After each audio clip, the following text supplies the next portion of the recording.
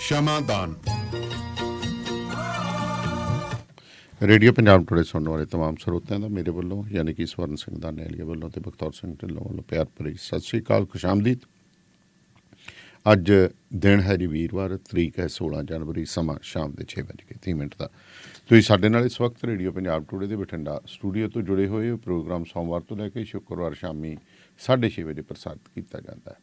Programme ਨੂੰ ਸ਼ੁਰੂ ਕਰਨ ਤੋਂ ਪਹਿਲਾਂ ਸਭ ਤੋਂ ਪਹਿਲਾਂ ਇੱਕ ਖਾਸ ਸੂਚਨਾ ਤੁਹਾਡੇ ਤੱਕ ਹੈ ਜੀ। ਪਿੰਡ ਰਾਮਗੜ੍ਹ ਲੁਧਿਆਣਾ ਚੰਡੀਗੜ੍ਹ ਰੋਡ 'ਤੇ ਪਿੰਡ ਕੁਹਾੜਾ ਦੇ ਨੇੜੇ ਹੈ ਜੀ, ਅਤੇ ਉੱਥੇ ਨਹਿਰ ਦੇ ਉੱਤੇ ਗੁਰੂ ਘਰ ਨੇ, ਅਤੇ ਉਸ ਗੁਰੂ ਘਰ ਦੇ ਵਿੱਚ ਜਿਹੜਾ ਜੀ 19 ਫਰਵਰੀ ਨੂੰ ਜਿਹੜਾ ਹੈ ਦਸਤਾਰ ਮੁਕਾਬਲੇ ਕਰਾਏ ਜਾ ਰਹੇ ਨੇ। 12 ਸਾਲ ਤੋਂ ਲੈ ਕੇ 21 ਸਾਲ ਦੇ ਜਿਹੜੇ ਬੱਚੇ ਨੇ ਉਹ ਉੱਥੇ ਪਾਰਟੀਸਪੇਟ ਕਰ ਰਹੇ ਨੇ। ਲੁਧਿਆਣੇ ਜ਼ਿਲ੍ਹੇ ਤੋਂ ਬਾਹਰ ਆਉਣ ਵਾਲੇ ਜਿਹੜੇ ਬੱਚੇ ਨੇ ਉਹ ਕੀ ਕਹਿੰਦੇ ਆ, ਉਹਨਾਂ ਨੂੰ ਕਿਰਾਇਆ ਦਿੱਤਾ ਜਾਊਗਾ। ਪ੍ਰਬੰਧਕਾਂ ਨੇ ਇਹ ਗੱਲ ਕਹੀ ਹੈ ਕਿ ਸਿਰ ਤੋਂ ਰੋਡੇ ਵੀ ਦਸਤਾਰ ਜਾ ਸਕਦੇ ਨੇ, ਪਰੰਤੂ ਕਲੀਨ ਸ਼ੇਵ ਨਹੀਂ। ਅਤੇ ਇਸ ਦੇ ਨਾਲ ਹੀ ਦਸਤਾਰ ਸਜਾਉਣ ਵਾਲੇ ਬੱਚੇ ਨੂੰ ਆਪਣੀ ਦਸਤਾਰ, ਸ਼ੀਸ਼ਾ, ਬਾਜ ਜਿਹਨੂੰ ਸਿਲਾਈ ਕਹਿੰਦੇ ਆਪਾਂ, ਉਹ ਨਾਲ ਲੈ ਕੇ ਆਉਣਾ ਪਊਗਾ। ਅਤੇ ਕੋਚਿੰਗ ਦੇਣ ਵਾਲੇ ਜਿਹੜੇ ਨੇ ਸੈਂਟਰ ਖੋਲ੍ਹਿਆ ਉਹ ਭਾਗ ਨਹੀਂ ਲੈ ਸਕਦੇ। ਸੋ 75 298 70 513 75298 70513 ਦੇ ਉੱਤੇ ਤੁਸੀਂ ਸੰਪਰਕ ਕਰ ਸਕਦੇ ਹੋ। ਕਿਸੇ ਤਰ੍ਹਾਂ ਦੀ ਵੀ ਤੁਹਾਡੀ ਬਿਮਾਰੀ ਹੈ, ਹਾਈਪਰ ਟੈਂਸ਼ਨ ਹੈ, ਸ਼ੂਗਰ ਹੈ, ਤਾਂ ਤੁਸੀਂ ਅਮਰੀਕਾ ਦੇ ਮਸ਼ਹੂਰ ਹੋਮੋਪੈਥ ਡਾਕਟਰ ਹਰਮਿੰਦਰ ਗਿੱਲ ਹੋਰਾਂ ਨਾਲ 4087377100 ਦੇ ਉੱਤੇ ਅਪੁਆਇੰਟਮੈਂਟ ਬਣਾ ਸਕਦੇ ਹੋ। ਗੁਰਿੰਦਰ ਗਰੇਵਾਲ ਹੋਰਾਂ ਦੇ ਨਾਲ ਕੰਸਟਰਕਸ਼ਨ ਦੇ ਲਈ ਸਲਾਹ ਮਸ਼ਵਰਾ ਕਰਨਾ ਕਰਾਉਣੀ ਹੈ ਤਾਂ ਵਾਸ਼ਿੰਗਟਨ ਸਟੇਟ ਦੇ ਵਿੱਚ 2069415454 ਦੇ ਉੱਤੇ ਕਾਲ ਕਰ ਸਕਦੇ ਹੋ। ਹਰ ਤਰ੍ਹਾਂ ਦੇ ਅਕਾਊਂਟਸ, ਬੁੱਕ ਕੀਪਿੰਗ, ਪੇਰੋਲ ਦੇ ਲਈ ਹਮੇਸ਼ਾ ਯਾਦ ਰੱਖੋ ਐਕੂਰੇਟ ਅਕਾਊਂਟਸ ਐਂਡ ਟੈਕਸਿਸ ਵਾਲੇ ਮਹਿੰਦਰ ਸਿੰਘ ਸੋਲ ਅਤੇ ਲੋਕਪਾਲ ਸਿੰਘ ਸੋਲ ਹੋਰਾਂ ਨੂੰ ਕੈਂਟ ਵਾਸ਼ਿੰਗਟਨ ਦੇ ਵਿੱਚ ਇਹਨਾਂ ਦੀ ਲੋਕੇਸ਼ਨ ਹੈ ਜੀ 24915 104 ਐਵੀਨਿਊ। ਅਤੇ ਪੰਜਾਬੀ ਦੇ ਵਿੱਚ ਤੁਸੀਂ ਬੇਝਿਜਕ ਹੋ ਕੇ ਗੱਲ ਕਰ ਸਕਦੇ ਹੋ 253 520 8886 253 520 8886 ਦੇ ਉੱਤੇ ਕਾਲ ਕਰੋ। ਮੱਖਣ ਨਾਗਰਾ ਹੋਰਾਂ ਦਾ Spice Place Indian restaurant 23609 104 Avenue Kent ਅਤੇ ਵਾਸ਼ਿੰਗਟਨ 'ਚ ਹੈ ਜੀ। ਇੱਥੇ ਤੁਸੀਂ ਡਾਈਨ ਇਨ ਕਰ ਸਕਦੇ ਹੋ, ਔਨਲਾਈਨ ਡਿਲੀਵਰੀ ਮੰਗਾ ਸਕਦੇ ਹੋ, ਜਾਂ ਇਹਨਾਂ ਤੋਂ ਕੈਟਰਿੰਗ ਵੀ ਕਰਵਾ ਸਕਦੇ ਹੋ। ਰੇਡੀਓ ਪੰਜਾਬ ਟੁਡੇ ਦਾ ਹਵਾਲਾ ਦਿਓ, ਤੁਹਾਨੂੰ ਅੱਛਾ ਡਿਸਕਾਊਂਟ ਦਿੱਤਾ ਜਾਏਗਾ। 2063531699 ਅਤੇ 2532467296 ਦੇ ਉੱਤੇ ਕਾਲ ਕਰ ਸਕਦੇ ਹੋ। Malwa truck line and trailer repair service, ਇੱਥੇ ਤੁਸੀਂ ਇਹਨਾਂ ਦੇ ਕੋਲੋਂ ਰੀਫਰ ਦੀ ਹਰ ਤਰ੍ਹਾਂ ਦੀ ਰਿਪੇਅਰ ਕਰਵਾ ਸਕਦੇ ਹੋ। 10224 ਰੈਜ਼ੀਡੈਂਸੀ ਰੋਡ ਮਨਾਸਸ 'ਤੇ ਇਹਨਾਂ ਦੀ ਲੋਕੇਸ਼ਨ ਹੈ ਜੀ। 8043728800 'ਤੇ ਕਾਲ ਕਰ ਸਕਦੇ ਹੋ। Punjab truck and trailer repair, ਇਹਨਾਂ ਦਾ ਇੱਕੋ ਇੱਕ ਨਿਸ਼ਾਨਾ granted great and quick service. 1315 western ਹਨਾ ਐਵੀਨਿਊ ਇੰਡੀਅਨਐਪਲਿਸ 'ਚ ਇਹਨਾਂ ਦੀ ਲੋਕੇਸ਼ਨ ਹੈ। 3179797205 ਜਾਂ 6612045818 ਦੇ ਉੱਤੇ ਤੁਸੀਂ ਕਾਲ ਕਰ ਸਕਦੇ ਹੋ। ਢਿੱਲੋਂ ਸਾਹਿਬ ਸਤਿ ਸ਼੍ਰੀ ਅਕਾਲ। ਸਤਿ ਸ਼੍ਰੀ ਅਕਾਲ ਜੀ। ਢਿੱਲੋਂ ਸਾਹਿਬ, ਮਨੀਸ਼ਾ ਕਲਾਟੀ ਦੇ ਮਾਮਲੇ ਦੇ ਉੱਤੇ ਆਪਾਂ ਹਜੇ ਗੱਲ ਰੁਕ ਕੇ ਕਰਾਂਗੇ। ਮਾਨ ਸਰਕਾਰ ਦਾ ਯੂ ਟਰਨ ਐਕਸਪਰਟ ਬਣਦੀ ਜਾਂਦੀ ਹੈ, ਕਿਤੇ ਯੂ ਟਰਨ ਸਰਕਾਰ ਹੀ ਨਾ ਇਹਦਾ ਨਾਂ ਧਰਨਾ ਪੈ ਜੇ। ਪਰ ਗੱਲ ਕਰਦੇ ਆਪਾਂ ਕੁੰਵਰ ਵਿਜੇ ਪ੍ਰਤਾਪ ਹੋਰਾਂ ਦੀ। ਇਹਨਾਂ ਨੂੰ ਸੋਸ਼ਲ ਮੀਡੀਆ 'ਤੇ ਕਿਉਂ ਸਾਰਾ ਲੈਣਾ ਪੈ ਰਿਹਾ? ਕੀ ਗੱਲ ਇਕੱਲੇ ਪੈ ਗਏ ਨੇ ਇਹ ਆਪਦੀ ਪਾਰਟੀ ਕੰਨੀਓ, ਆਪਦੀ ਸਰਕਾਰ ਕੰਨੀਓ, ਜਾਂ ਕਿਤੇ ਨਾ ਕਿਤੇ ਇਹ ਨਮੋਸ਼ੀ ਚੱਲ ਰਹੇ ਨੇ ਕਿ ਜੋ ਮੈਂ ਵਾਅਦੇ ਕੀਤੇ ਸੀ ਸਿੱਖ ਕੌਮ ਨਾਲ, ਗੁਰੂ ਗੋਬਿੰਦ ਸਿੰਘ ਜੀ ਦੀ ਧਰਤੀ ਤੋਂ ਜਨਮ ਲੈ ਕੇ ਮੈਂ ਉਹਨਾਂ ਦੀ ਇੱਥੇ ਕਰਮ ਭੂਮੀ 'ਤੇ ਆਇਆ ਅਤੇ ਮੈਂ ਉਹ ਵਾਅਦੇ ਨਹੀਂ ਕਰ ਸਕਿਆ, ਪੂਰੇ ਨਹੀਂ ਕਰ ਸਕਿਆ। ਜਿਹੜੇ ਤੁਸੀਂ 2 ਪੁਆਇੰਟ ਉਠਾਏ ਆ ਗੱਲਾਂ ਦੋਵੇਂ ਜੀ, ਇਹਦੇ ਵਿੱਚ ਵੀ ਕੋਈ ਸ਼ੱਕ ਨਹੀਂ ਕਿ ਕੁੰਵਰ ਵਿਜੇ ਪ੍ਰਤਾਪ ਸਿੰਘ ਬਿਹਾਰ ਦੀ ਧਰਤੀ 'ਤੇ ਇਹਨਾਂ ਨੇ ਜਨਮ ਲਿਆ, ਜਿੱਥੇ ਗੁਰੂ 10ਵੇਂ ਪਾਤਸ਼ਾਹ ਗੁਰੂ ਗੋਬਿੰਦ ਸਿੰਘ ਜੀ ਨੇ ਜੀ ਪ੍ਰਕਾਸ਼ ਧਾਰਿਆ ਸੀ। ਉੱਥੋਂ ਆਏ, ਅੰਮ੍ਰਿਤਸਰ ਸਾਹਿਬ ਦੇ ਵਿੱਚ ਇਹਨਾਂ ਨੇ ਨੌਕਰੀ ਕੀਤੀ। ਸਾਰੇ ਅਹੁਦਿਆਂ 'ਤੇ ਲਗਭਗ ਅੰਮ੍ਰਿਤਸਰ ਸਾਹਿਬ ਦੇ ਵਿੱਚ ਰਹੇ ਔਰ ਬੜੇ ਵੱਡੇ ਕੇਸਾਂ ਨੂੰ ਇਹਨਾਂ ਨੇ ਸੋਲਵ ਕੀਤਾ ਜੀ। ਕਮੀਆਂ ਪੇਸ਼ੀਆਂ ਹਰ ਮਨੁੱਖ 'ਚ ਹੁੰਦੀਆਂ, ਹਰ ਇਨਸਾਨ 'ਚ ਹੁੰਦੀਆਂ। ਮੈਂ ਇਹ ਸਰਟੀਫਿਕੇਟ ਦੇਣ ਨੂੰ ਤਿਆਰ ਨਹੀਂ ਕਿ ਕੁੰਵਰ ਵਿਜੇ ਪ੍ਰਤਾਪ ਸਿੰਘ 16 ਆਨੇ ਸਹੀ ਹੈ। ਉਹਨਾਂ ਦੇ ਵਿੱਚ ਵੀ ਕਮੀਆਂ ਪੇਸ਼ੀਆਂ ਹੋਣਗੀਆਂ, ਉਹ ਮੇਰੇ 'ਚ ਵੀ ਹੈਗੀਆਂ ਅਤੇ ਤੁਹਾਡੇ 'ਚ ਵੀ ਹੈਗੀਆਂ, ਹਰ ਬੰਦੇ ਦੇ ਵਿੱਚ ਹੁੰਦੀ ਹੈ। ਲੇਕਿਨ ਇੱਕ ਬੰਦੇ ਦੀ ਧਾਰਨਾ ਹੁੰਦੀ ਹੈ ਕਿ ਮੈਂ ਆਹ ਕੰਮ ਕਰਨਾ ਹੈ। ਜਦੋਂ ਬੰਦਾ ਉਹ ਕੰਮ ਕਰਦਾ ਅਤੇ ਉਸ ਕੰਮ ਦੇ ਵਿੱਚ ਅੜਿੱਕਾ ਪੈਣਾ ਸ਼ੁਰੂ ਹੋ ਜਾਏ ਅਤੇ ਅੜਿੱਕੇਦਾਰ ਅੜਿੱਕਾ ਹੋਵੇ ਅਤੇ ਉਸ ਵੇਲੇ ਬੰਦਾ ਫਿਰ ਜੀ ਤੈਸ਼ ਦੇ ਵਿੱਚ ਵੀ ਆ ਜਾਂਦਾ ਹੈ, ਉਤੇਜਿਤ ਵੀ ਹੋ ਜਾਂਦਾ ਹੈ ਤੇ ਫਰਸਟ੍ਰੇਟ ਵੀ ਹੋ ਜਾਂਦਾ ਹੈ। ਜੀ ਸਾਰੀਆਂ ਗੱਲਾਂ ਇਹਦੇ ਵਿੱਚ ਆਉਂਦੀਆਂ। ਕੁੰਵਰ ਵਿਜੇ ਪ੍ਰਤਾਪ ਸਿੰਘ ਹੋਣਾ ਨੂੰ ਜੇ ਆਪਾਂ ਦੇਖੀਏ ਲਾਈਮਲਾਈਟ ਦੇ ਵਿੱਚ ਇਹ ਉਦੋਂ ਆਏ ਜਦੋਂ ਸਾਹਿਬ ਸ੍ਰੀ ਗੁਰੂ ਗ੍ਰੰਥ ਸਾਹਿਬ ਦੀ ਬੇਅਦਬੀ ਦੀਆਂ ਘਟਨਾਵਾਂ ਦੀ ਜਾਂਚ ਵਾਸਤੇ ਜਿਹੜਾ ਸਪੈਸ਼ਲ ਇਨਵੈਸਟੀਗੇਸ਼ਨ ਟੀਮ ਬਣੀ ਸੀ ਜੀ, ਉਸ ਟੀਮ ਦੇ ਵਿੱਚ ਇਹਨਾਂ ਨੂੰ ਸ਼ਾਮਲ ਕੀਤਾ ਗਿਆ ਸੀ। ਔਰ ਉਸ ਟੀਮ ਦੇ ਵਿੱਚ ਇਹਨਾਂ ਨੇ, ਜਿਹਨੂੰ ਆਪਾਂ ਜਿਵੇਂ ਕਹਿ ਦਿੰਦੇ ਮੂਰਲੀ ਕਿੱਲੀ ਦੇ ਹੋ ਕੇ ਜੁੜੇ ਜੀ, ਔਰ ਉਹ ਕੰਮ ਕੀਤਾ।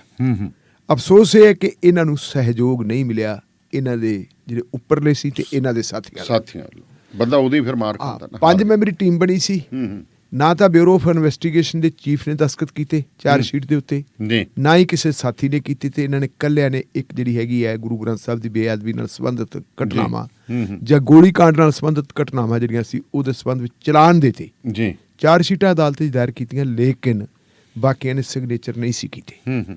ਮਾਮਲਾ ਹਾਈ ਕੋਰਟ 'ਚ ਗਿਆ। ਹਾਈ ਕੋਰਟ ਨੂੰ ਜੋ ਚੰਗਾ ਲੱਗਿਆ ਉਹਨਾਂ ਨੇ ਸਾਰਾ ਕੁਝ ਰੱਦ ਕਰਤਾ ਔਰ ਰੱਦ ਕਰਨ ਦਾ ਨਤੀਜਾ ਇਹ ਹੋਇਆ ਕਿ ਨਾਲ ਇੱਕ ਹੁਕਮ ਪਾਸ ਕਰਤਾ ਕਿ SIT ਦੇ ਵਿੱਚ ਕੁੰਵਰ ਵਿਜੇ ਪ੍ਰਤਾਪ ਨਹੀਂ ਹੋਣਗੇ, ਨਵੀਂ SIT ਬਣਾਈ ਜਾਵੇ ਤੇ ਉਸ SIT ਦਾ ਜਿਹੜਾ ਬੰਦਾ ਹੋਵੇ ਘੱਟੋ ਘੱਟ ਕੁੰਵਰ ਵਿਜੇ ਪ੍ਰਤਾਪ ਨਾਲੋਂ ਰੁਤਬੇ ਦੇ ਵਿੱਚ ਸੀਨੀਅਰ ਹੋਵੇ। ਤੇ ਫਿਰ ਇੱਕ ਹੋਰ SIT ਬਣਦੀ ਹੈ। ਉਹ SIT ਜਿਹੜੀ ਹੈਗੀ ਹੈ LK ਯਾਦਵ ਸਾਹਿਬ ਦੀ ਅਗਵਾਈ 'ਚ ਬਣੀ ਸੀ, ਉਹ ADGP ਸੀ। ਇਹਨਾਂ ਨੇ ਕੁੰਵਰ ਵਿਜੇ ਪ੍ਰਤਾਪ ਸਿੰਘ ਨੇ ਜਦੋਂ ਇਹ ਦੇਖਿਆ ਕਿ ਹਾਈ ਕੋਰਟ ਦੇ ਵਿੱਚੋਂ ਅਸੀਂ ਹਾਰ ਗਏ ਤੇ ਇਹਨਾਂ ਦਾ ਇਲਜ਼ਾਮ ਸੀ ਵੱਡਾ ਕਿ ਕੈਪਟਨ ਅਮਰਿੰਦਰ ਸਿੰਘ ਦੀ ਸਰਕਾਰ ਦੇ ਦੌਰਾਨ ਐਡਵੋਕੇਟ ਜਨਰਲ ਦੇ ਦਫ਼ਤਰ ਨੇ ਇਹਨਾਂ ਨੂੰ ਸਹਿਯੋਗ ਨਹੀਂ ਦਿੱਤਾ। ਸਰਕਾਰੀ ਮਸ਼ੀਰ ਜਿਹੜੇ ਸੀ, ਸਰਕਾਰੀ ਵਕੀਲ ਸੀ, ਉਹਨਾਂ ਸਰਕਾਰੀ ਵਕੀਲਾਂ ਨੇ ਠੀਕ ਤਰੀਕੇ ਨਾਲ ਕੇਸ ਦੀ ਪੈਰਵੀ ਨਹੀਂ ਕੀਤੀ। ਕੁੰਵਰ ਵਿਜੇ ਪ੍ਰਤਾਪ ਸਿੰਘ ਦੀਆਂ ਤੁਸੀਂ ਬੜੀਆਂ ਇੰਟਰਵਿਊ ਸੁਣੀਆਂ ਹੋਣਗੀਆਂ, ਪੜ੍ਹੀਆਂ ਹੋਣਗੀਆਂ। ਉਹਦੇ ਵਿੱਚ ਉਹ ਕਹਿੰਦੇ ਆ ਕਿ ਇੱਕ ਸਿਵਲ ਲਿਟੀਗੇਸ਼ਨ ਦੇ ਵਿੱਚ ਜਿਹੜਾ ਹੈਗਾ ਫੈਸਲਾ ਸਾਰਾ ਉਲਟ ਪੁਲਟ ਕਰਤਾ, ਜਦੋਂ ਕਿ ਮਾਮਲਾ ਇੱਕ ਕ੍ਰਿਮੀਨਲ ਜਿਹੜਾ ਹੈਗਾ ਇਨਵੈਸਟੀਗੇਸ਼ਨ ਦੇ ਵਿੱਚ ਆਉਂਦਾ ਸੀ। ਉਹ ਕਹਿੰਦੇ ਮੈਂ ਪਿੱਟ ਕੇ ਮਰ ਗਿਆ, ਮੈਂ ਕਹਿੰਦਾ ਰਿਹਾ ਤੇ ਸਾਡੇ ਐਡਵੋਕੇਟ ਜਨਰਲ ਸਾਹਿਬ ਜਿਹੜੇ ਹੈਗੇ ਕਦੇ ਕੋਈ ਬਹਾਨਾ ਤੇ ਕਦੇ ਕੋਈ ਬਹਾਨਾ ਬਣਾ ਕੇ ਕੋਰਟ 'ਚ ਪੇਸ਼ ਨਹੀਂ ਸੀ ਹੁੰਦੇ। ਸਗੋਂ ਉਹਨਾਂ ਦੀ ਜੂਨੀਅਰ ਟੀਮ ਜਾਂਦੀ ਹੁੰਦੀ ਸੀ, ਜੂਨੀਅਰ ਬੰਦੇ ਜਾਂਦੇ ਸੀ। ਦੂਜੇ ਪਾਸੇ ਬੜੇ ਵੱਡੇ ਵਕੀਲ ਸੀ ਤੇ ਅਸੀਂ ਜਿਹੜੇ ਹੈਗੇ ਆ ਚਾਰੋਂ ਖਾਨੇ ਚਿੱਤ ਹੋ ਗਏ। ਸਰਕਾਰ ਹਾਰ ਗਈ ਤੇ ਮੁਲਜ਼ਮ ਜਿੱਤ ਗਏ। ਗੁਰੂ ਗ੍ਰੰਥ ਸਾਹਿਬ ਦੀ ਬੇਅਦਬੀ ਦੇ ਜਿਨ੍ਹਾਂ ਤੇ ਇਲਜ਼ਾਮ ਲੱਗੇ ਜਾਂ ਜਿਨ੍ਹਾਂ ਤੇ ਗੋਲੀ ਚਲਾਉਣ ਦੇ ਇਲਜ਼ਾਮ ਲੱਗੇ, ਜਿਨ੍ਹਾਂ ਦੇ ਕਿਸੇ ਨਾ ਕਿਸੇ ਤਰੀਕੇ ਨਾਲ ਇਹ ਸਾਰੇ ਘਟਨਾਕ੍ਰਮ ਦੇ ਨਾਲ ਜੁੜੇ ਹੋਏ ਮੁਲਜ਼ਮ ਸੀ, ਉਹਨਾਂ ਨੂੰ ਰਾਹਤ ਮਿਲ ਗਈ। ਇਹਦੇ ਤੇ ਕੁੰਵਰ ਵਿਜੇ ਪ੍ਰਤਾਪ ਸਿੰਘ ਨੇ ਅਸਤੀਫਾ ਦਿੱਤਾ। ਕੈਪਟਨ ਅਮਰਿੰਦਰ ਸਿੰਘ ਨੇ ਮਨਾਉਣ ਵਾਸਤੇ ਕੋਸ਼ਿਸ਼ ਕੀਤੀ। ਉਹ ਕਹਿੰਦਾ ਜੀ ਨਹੀਂ, ਮੈਂ ਨਹੀਂ ਰਹਿਣਾ, ਬਸ ਮੈਂ ਹੁਣ ਜਾਣਾ ਹੈ। ਅਸਤੀਫਾ ਦਿੱਤਾ, ਲਾਕ ਕੀਤਾ ਹੋਇਆ ਸੀ, ਲਾਇਸੈਂਸ ਲੈ ਲਿਆ ਕਿ ਮੈਂ ਇਸ ਕੇਸ ਦੀ ਪੈਰਵੀ ਕਰੂੰਗਾ। ਇਨ ਦੀ ਮੀਨ ਟਾਈਮ ਜਿਹੜੀਆਂ 2022 ਦੀਆਂ ਇਲੈਕਸ਼ਨ ਉੱਥੇ ਵੀ ਰੌਲਾ ਪੈ ਗਿਆ ਸੀਗਾ ਜੀ, ਹਾਈ ਕੋਰਟ ਵੀ ਇਹਦਾ ਉਹ ਕਰ ਨਹੀਂ ਦਿੱਤੀ ਸੀ ਪ੍ਰੈਕਟਿਸ। ਚਲੋ ਉਹ ਨਹੀਂ ਕਰਨ ਦਿੱਤੀ ਹੋਣੀ, ਉਹਨਾਂ ਦਾ ਉਹ ਵੀ ਚੱਲਦਾ ਹੁੰਦਾ, ਬੜਾ ਕੁਝ ਚੱਲੀ ਜਾਂਦਾ ਹੁੰਦਾ। ਪਰ ਉਸੇ ਵੇਲੇ ਤੱਕ ਜਿਹੜੀ ਹੈਗੀ ਹੈ ਇਹਨੂੰ ਆਮ ਆਦਮੀ ਪਾਰਟੀ 'ਚ ਇੰਡਕਟ ਕਰਵਾਇਆ ਖੁਦ ਅਰਵਿੰਦ ਕੇਜਰੀਵਾਲ ਨੇ ਆ ਕੇ। ਔਰ ਅਰਵਿੰਦ ਕੇਜਰੀਵਾਲ ਹੋਰਾਂ ਨੇ ਇੱਕ ਗੱਲ ਸਪਸ਼ਟ ਕਹਿ ਦਿੱਤੀ ਸੀ ਕਿ ਸਾਰੀ ਤਫਤੀਸ਼ ਕੁੰਵਰ ਵਿਜੇ ਪ੍ਰਤਾਪ ਸਾਹਿਬ ਕਰੀ ਬੈਠੇ, ਸਿਰਫ ਦੇਰ ਇੰਨੀ ਕਾ ਕਿ ਸਰਕਾਰ ਆਉਣੀ ਚਾਹੀਦੀ ਹੈ ਤੇ ਜਿੱਦਾਂ ਸਰਕਾਰ ਆ ਗਈ 24 ਘੰਟਿਆਂ 'ਚ ਇਨਸਾਫ ਮਿਲੂਗਾ। ਦਾਨੇਵਾਲ ਜੀ, ਜੇ ਮਹੀਨੇ 11 ਹੋ ਗਏ ਸਰਕਾਰ ਬਣੀ ਨੂੰ, ਇਨਸਾਫ ਕਿੱਥੇ ਹੈ? ਇਨਸਾਫ ਕਿਤੇ ਵੀ ਨਹੀਂ, ਇਨਸਾਫ ਕਿਤੇ ਵੀ ਨਹੀਂ। ਨਾ ਝੋਲੇ ਦੀਂਦਾ ਨਾ ਸੜਕ ਤੇ ਦੀਂਦਾ। ਕੁੰਵਰ ਵਿਜੇ ਪ੍ਰਤਾਪ ਸਿੰਘ MLA ਬਣ ਗਏ। MLA ਬਣ ਗਏ। ਪਹਿਲਾ ਜਿਹੜੀ ਬਰਸੀ ਸੀ, ਜਿਹੜੀ ਆਪਾਂ ਕਹਿ ਸਕਦੇ ਹਾਂ 6ਵੀਂ ਬਰਸੀ 2021 ਦੇ ਵਿੱਚ, ਇਹ ਨਹੀਂ ਸੀ ਗਏ ਬਹਿਬਲ ਕਲਾਂ, ਜਦੋਂ ਗੋਲੀ ਚੱਲ ਕੇ 2 ਸਿੰਘ ਸ਼ਹੀਦ ਹੋਏ ਸੀ। ਜਿਹੜੀ 7ਵੀਂ ਬਰਸੀ ਹੈ ਉਹਦੇ ਤੇ ਪਿਛਲੇ ਦਿਨਾਂ 'ਚ ਗਏ ਸੀ। ਉੱਥੇ ਜਾ ਕੇ ਇਹਨਾਂ ਨੇ ਇੱਕ ਭਾਸ਼ਣ ਕੀਤਾ ਸੀ। ਇਹਨਾਂ ਨੇ ਕਿਹਾ ਸੀ ਕਿ ਪਿਛਲੀ ਵਾਰੀ ਮੈਂ ਇਸ ਕਰਕੇ ਨਹੀਂ ਸੀ ਆਇਆ, ਮੈਨੂੰ ਇਹ ਯਕੀਨ ਸੀ ਕਿ ਮੇਰੀ ਸਰਕਾਰ ਬਣ ਗਈ ਹੈ, ਮੇਰੀ ਪਾਰਟੀ ਦੀ ਸਰਕਾਰ ਬਣ ਗਈ, ਮੈਂ ਖਾਲੀ ਹੱਥ ਕਿਉਂ, ਮੈਂ ਇਨਸਾਫ ਲੈ ਕੇ ਆਉਂਗਾ। ਪਰ ਉਹ ਕਹਿੰਦਾ ਭਰਾਵੋ ਇਨਸਾਫ ਮਿਲਿਆ ਨਹੀਂ ਤੇ ਇਨਸਾਫ ਮਿਲਣਾ ਵੀ ਨਹੀਂ। ਇਹ ਗੱਲ ਗੁਰੂ ਤੇ ਛੱਡ ਦਿਓ, ਇਨਸਾਫ ਗੁਰੂ ਨੇ ਕਰਨਾ, ਇਹ ਗੱਲ ਕਹਿ ਕੇ ਚੁੱਪ ਕਰ ਗਏ। ਔਰ ਉਹ ਤੋਂ ਬਾਅਦ ਫਿਰ ਇਹਨਾਂ ਨੇ ਇੱਕ ਹੋਰ ਗੱਲ ਕੀਤੀ ਸੀ। ਇਹ ਪੰਜਾਬ ਵਿਧਾਨ ਸਭਾ ਦੀ ਜਿਹੜੀ ਇੰਸ਼ੋਰੈਂਸ ਵਾਸਤੇ ਕਮੇਟੀ ਹੁੰਦੀ ਹੈ ਕਿ ਜਿਹੜਾ ਲੋਕਾਂ ਨੂੰ ਭਰੋਸਾ ਦਵਾਇਆ ਜਾਂਦਾ ਕਿ ਉਸ ਭਰੋਸੇ ਦੇ ਉੱਤੇ ਅਮਲ ਹੋਇਆ ਕਿ ਨਹੀਂ ਹੋਇਆ, ਉਹਦੀ ਨਿਰਖ ਪਰਖ ਪੜਤਾਲ ਹੈ ਜਿਹੜੀ ਉਹ ਉਸ ਕਮੇਟੀ ਨੇ ਕਰਨੀ ਹੁੰਦੀ ਹੈ। ਤੇ ਉਸ ਕਮੇਟੀ ਵੱਲੋਂ ਬਤੌਰ ਚੇਅਰਮੈਨ ਇਹਨਾਂ ਨੇ ਮੀਟਿੰਗ ਬੁਲਾ ਲਈ। ਪੰਜਾਬ ਦੇ ਸਿਵਲ ਤੇ ਪੁਲਿਸ ਅਫਸਰਾਂ ਨੂੰ ਕਿਹਾ ਜੀ ਆਓ ਤੇ ਆ ਕੇ ਤੁਸੀਂ ਆਪਣਾ ਲੇਖਾ ਜੋਖਾ ਪੇਸ਼ ਕਰੋ ਸਟੇਟਸ ਰਿਪੋਰਟ ਪੇਸ਼ ਕਿ ਇਹਦੇ ਵਿੱਚ ਹੁਣ ਤੱਕ ਹੋਇਆ ਕੀ ਹੈ।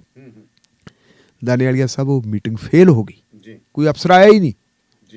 ਪਤਾ ਲੱਗਿਆ ਕਿ ਮੁਕਾਬਲੇ ਦੇ ਉੱਤੇ ਇੱਕ ਹੋਰ ਮੀਟਿੰਗ ਸੱਦ ਲਈ ਸੀ। ਉਸ ਮੀਟਿੰਗ ਦੇ ਵਿੱਚ ਉਹ ਚਲੇ ਗਏ ਸੀ ਤੇ ਇਹ ਰਹਿ ਗਏ। ਚਲੋ ਨਹੀਂ ਆਏ ਤਾਂ ਵੱਖਰੀ ਗੱਲ ਹੈ, ਪਰ ਉਹਨਾਂ ਨੂੰ ਘੱਟੋ ਘੱਟ ਆਪਣੀ ਜਿਹੜੀ ਆ ਰਿਪੋਰਟ ਤਾਂ ਭੇਜਣੀ ਚਾਹੀਦੀ ਸੀ, ਉਹਨਾਂ ਨੇ ਰਿਪੋਰਟ ਵੀ ਨਹੀਂ ਭੇਜੀ। ਇਹਨਾਂ ਨੇ ਗੁੱਸੇ ਦੇ ਵਿੱਚ ਆ ਕੇ ਉਸ ਕਮੇਟੀ ਦੀ ਚੇਅਰਮੈਨ ਤੋਂ ਅਸਤੀਫਾ ਦਿੱਤਾ ਤੇ ਘਰੇ ਬਹਿ ਗਏ। ਇਸੇ ਸਮੇਂ ਦੌਰਾਨ ਸੁਖਰਾਜ ਸਿੰਘ ਨਿਆਮੀ ਵਾਲਾ, ਜਿਹੜੇ ਕ੍ਰਿਸ਼ਨ ਭਗਵਾਨ ਸਿੰਘ ਸ਼ਹੀਦ ਦੇ ਪੁੱਤਰ ਹੈ, ਉਹ ਤੁਹਾਨੂੰ ਪਤਾ ਬੜੇ ਲੰਬੇ ਸਮੇਂ ਤੋਂ ਉੱਥੇ ਧਰਨਾ ਲਾਈ ਬੈਠੇ ਹੈ। ਕਦੇ ਉਹ ਬੰਦ ਕਰ ਦਿੰਦੇ ਸੀ, ਦੋਨੇ ਸਾਈਡਾਂ ਜਾਮ ਲਾ ਦਿੰਦੇ ਸੀ, ਕਦੇ ਉਹ ਇੱਕ ਪਾਸਾ ਖੋਲ ਦਿੰਦੇ ਸੀ, ਕਦੇ ਦੋਨੇ ਪਾਸੇ ਖੋਲ ਦਿੰਦੇ ਸੀ। ਕਾਰਨ ਕਿਉਂ ਸੀ? ਜਾਮ ਕਿਉਂ ਲਾਉਂਦੇ ਸੀ? ਇਨਸਾਫ ਲੈਣ ਵਾਸਤੇ। ਖੋਲਦੇ ਕਿਉਂ ਸੀ? ਕਿਉਂਕਿ ਸਰਕਾਰ ਦੀਆਂ ਟੀਮਾਂ ਆ ਜਾਂਦੀਆਂ ਸੀ। ਕਦੇ ਕੋਈ ਆ ਗਿਆ, ਕਦੇ ਵਜ਼ੀਰ ਆ ਗਿਆ, ਕਦੇ ਕੋਈ ਸਰਕਾਰੀ ਵਕੀਲਾਂ ਦੀ ਟੀਮ ਆ ਗਈ, ਕਦੇ ਸਪੀਕਰ ਸਾਹਿਬ ਆ ਗਏ। ਸਭ ਬਸ ਇਨਸਾਫ ਝੋਲੀਆਂ 'ਚ ਪਾਈ ਫਿਰਦੇ ਸੀ ਵੀ ਇਨਸਾਫ ਵੰਡਦੇ ਫਿਰਦੇ, ਪ੍ਰਸ਼ਾਦ ਨੂੰ ਇਨਸਾਫ ਵੰਡਦੇ ਫਿਰਦੇ। ਉਹ ਵਿਚਾਰਾ ਕਦੇ ਹਟ ਜਾਂਦਾ ਤੇ ਕਦੇ ਲੱਗ ਜਾਂਦਾ। ਹੁਣ ਤਾਂ ਨਿਆਲੀਆ ਸਾਹਿਬ ਉਹਨਾਂ ਨੇ ਪੱਕਾ ਹੀ ਲਾ ਲਿਆ ਸੀ ਮੋਰਚਾ। ਤਾਂ ਪਿਛਲੇ ਦਿਨਾਂ ਦੇ ਵਿੱਚ ਤੁਸੀਂ ਦੇਖਿਆ ਹੋਣਾ ਸਾਡੇ ਮੁੱਖ ਮੰਤਰੀ ਸਾਹਿਬ ਨੇ ਇੱਕ ਅਪੀਲ ਕੀਤੀ ਸੀ। ਵੈਸੇ ਆਪਾਂ ਉਹ ਪ੍ਰੋਗਰਾਮ ਕੀਤਾ ਸੀ ਕਿ ਗ੍ਰਾਸ ਰੂਟ ਲੈਵਲ ਤੇ ਥੱਲੇ ਕੰਮ ਅਫਸਰਾਂ ਨੇ ਕੀਤਾ ਸੀ, ਉਹਨਾਂ ਨੂੰ ਮਨਾਇਆ ਗਿਆ। ਮਨਾਉਣ ਤੋਂ ਬਾਅਦ ਫਿਰ ਇੱਕ ਜਨਤਕ ਤੌਰ ਦੇ ਉੱਤੇ ਇੱਕ ਜਨਤਕ ਇਕਰਾਰ, ਇੱਕ ਜਨਤਕ ਵਾਅਦਾ ਚੀਫ ਮਿਨਿਸਟਰ ਨੇ ਕੀਤਾ ਵੀਡੀਓ ਦੇ ਰਾਹੀਂ ਕਿ ਬਾਈਬਲ ਕਲਾਂ ਤੇ ਕੋਟਕਪੂਰੇ ਦਾ ਇਨਸਾਫ ਮਿਲੂਗਾ। ਬਤੌਰ ਮੁੱਖ ਮੰਤਰੀ ਮੈਂ ਤੁਹਾਨੂੰ ਯਕੀਨ ਦਿਵਾਉਣਾ, ਤੁਹਾਨੂੰ ਭਰੋਸਾ ਦਿਵਾਉਣਾ, ਇਹ ਗੱਲ ਉਹਨਾਂ ਨੇ ਕਹਿ ਦਿੱਤੀ ਸੀ ਤੇ ਕਿਰਪਾ ਕਰਕੇ ਤੁਸੀਂ ਰਸਤਾ ਖੋਲ ਦਿਓ। ਨੈਸ਼ਨਲ ਹਾਈਵੇ ਜਿਹੜਾ ਅੰਮ੍ਰਿਤਸਰ ਬਠਿੰਡਾ ਹੈ, ਸੁਖਰਾਜ ਸਿੰਘ ਹੋਣਾ ਨੇ ਤੇ ਉਹਨਾਂ ਦੇ ਸਾਥੀਆਂ ਨੇ ਇੱਕ ਪਾਸਾ ਖੋਲਤਾ। ਚੀਫ ਮਿਨਿਸਟਰ ਸਾਹਿਬ ਨੇ ਉਹ ਆਪ ਦਾ ਕੰਮ ਕਰਨ ਤੋਂ ਬਾਅਦ ਮਾਮਲਾ ਉੱਥੇ ਛੱਡਿਆ। ਸਰਕਾਰੀ ਅਧਿਕਾਰੀ ਆਪਦਾ ਕੰਮ ਕਰੀ ਜਾਂਦੇ, ਚੀਫ ਮਿਨਿਸਟਰ ਸਾਹਿਬ ਆਪਦੇ ਹੋਰ ਕੰਮਾਂ 'ਚ ਪੈ ਗਏ। ਹੁਣ ਦਾਲੀਆ ਸਾਹਿਬ ਗੱਲ ਕਿੱਥੇ ਆ ਗਈ? ਜਿਹੜੀ ਤਕਰੀਰ ਇਹਨਾਂ ਨੇ 7ਵੀਂ ਬਰਸੀ ਮੌਕੇ ਬਾਈਬਲ ਕਲਾਂ ਕੀਤੀ ਸੀ, ਉਸੇ ਤਰੀਕ ਦਾ ਇੱਕ 30 ਸਕਿੰਟ ਦੀ ਕਲਿੱਪ ਕੱਟ ਲਈ ਔਰ ਉਹ 30 ਸਕਿੰਟ ਦੀ ਕਲਿੱਪ ਕੱਟ ਕੇ ਇਹਨਾਂ ਨੇ ਆਪਣੇ ਟਵਿੱਟਰ ਹੈਂਡਲ ਤੇ ਪਾ ਦਿੱਤੀ, ਜਿਹਦੇ 'ਚ ਕੀ ਕਹਿੰਦੇ ਹੈ ਕਿ ਜਿਹੜੇ ਲੋਕ ਤੁਹਾਨੂੰ ਇਨਸਾਫ ਦੇਣ ਦਾ ਭਰੋਸਾ ਦਿੰਦੇ ਹੈ, ਇਤਵਾਰ ਨਾ ਕਰਿਓ ਉਹਨਾਂ ਤੇ, ਉਹਨਾਂ ਤੇ ਨਾ ਇਤਵਾਰ ਕਰਿਓ। ਉਹਨਾਂ ਨੇ ਕਿਸੇ ਨੇ ਤੁਹਾਨੂੰ ਇਨਸਾਫ ਨਹੀਂ ਦੇਣਾ। ਤੁਹਾਨੂੰ ਇਨਸਾਫ ਕਿਹਨੇ ਦੇਣਾ ਹੈ? ਜਿਨ੍ਹਾਂ ਨੇ ਗੁਰੂ ਨੂੰ ਇਨਸਾਫ ਨਹੀਂ ਦਿੱਤਾ। ਇਹ ਗੁਰੂ ਤੇ ਹੀ ਛੱਡ ਦਿਓ, ਗੁਰੂ ਹੀ ਕਰੂਗਾ।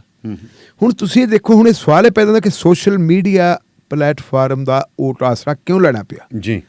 ਸਰਕਾਰ ਦੇ ਵਿੱਚ ਕੋਈ ਉਹਨਾਂ ਦੀ ਨਹੀਂ ਸੁਣਦਾ, ਵਿਧਾਨ ਸਭਾ 'ਚ ਕੋਈ ਉਹਨਾਂ ਦੀ ਨਹੀਂ ਸੁਣਦਾ।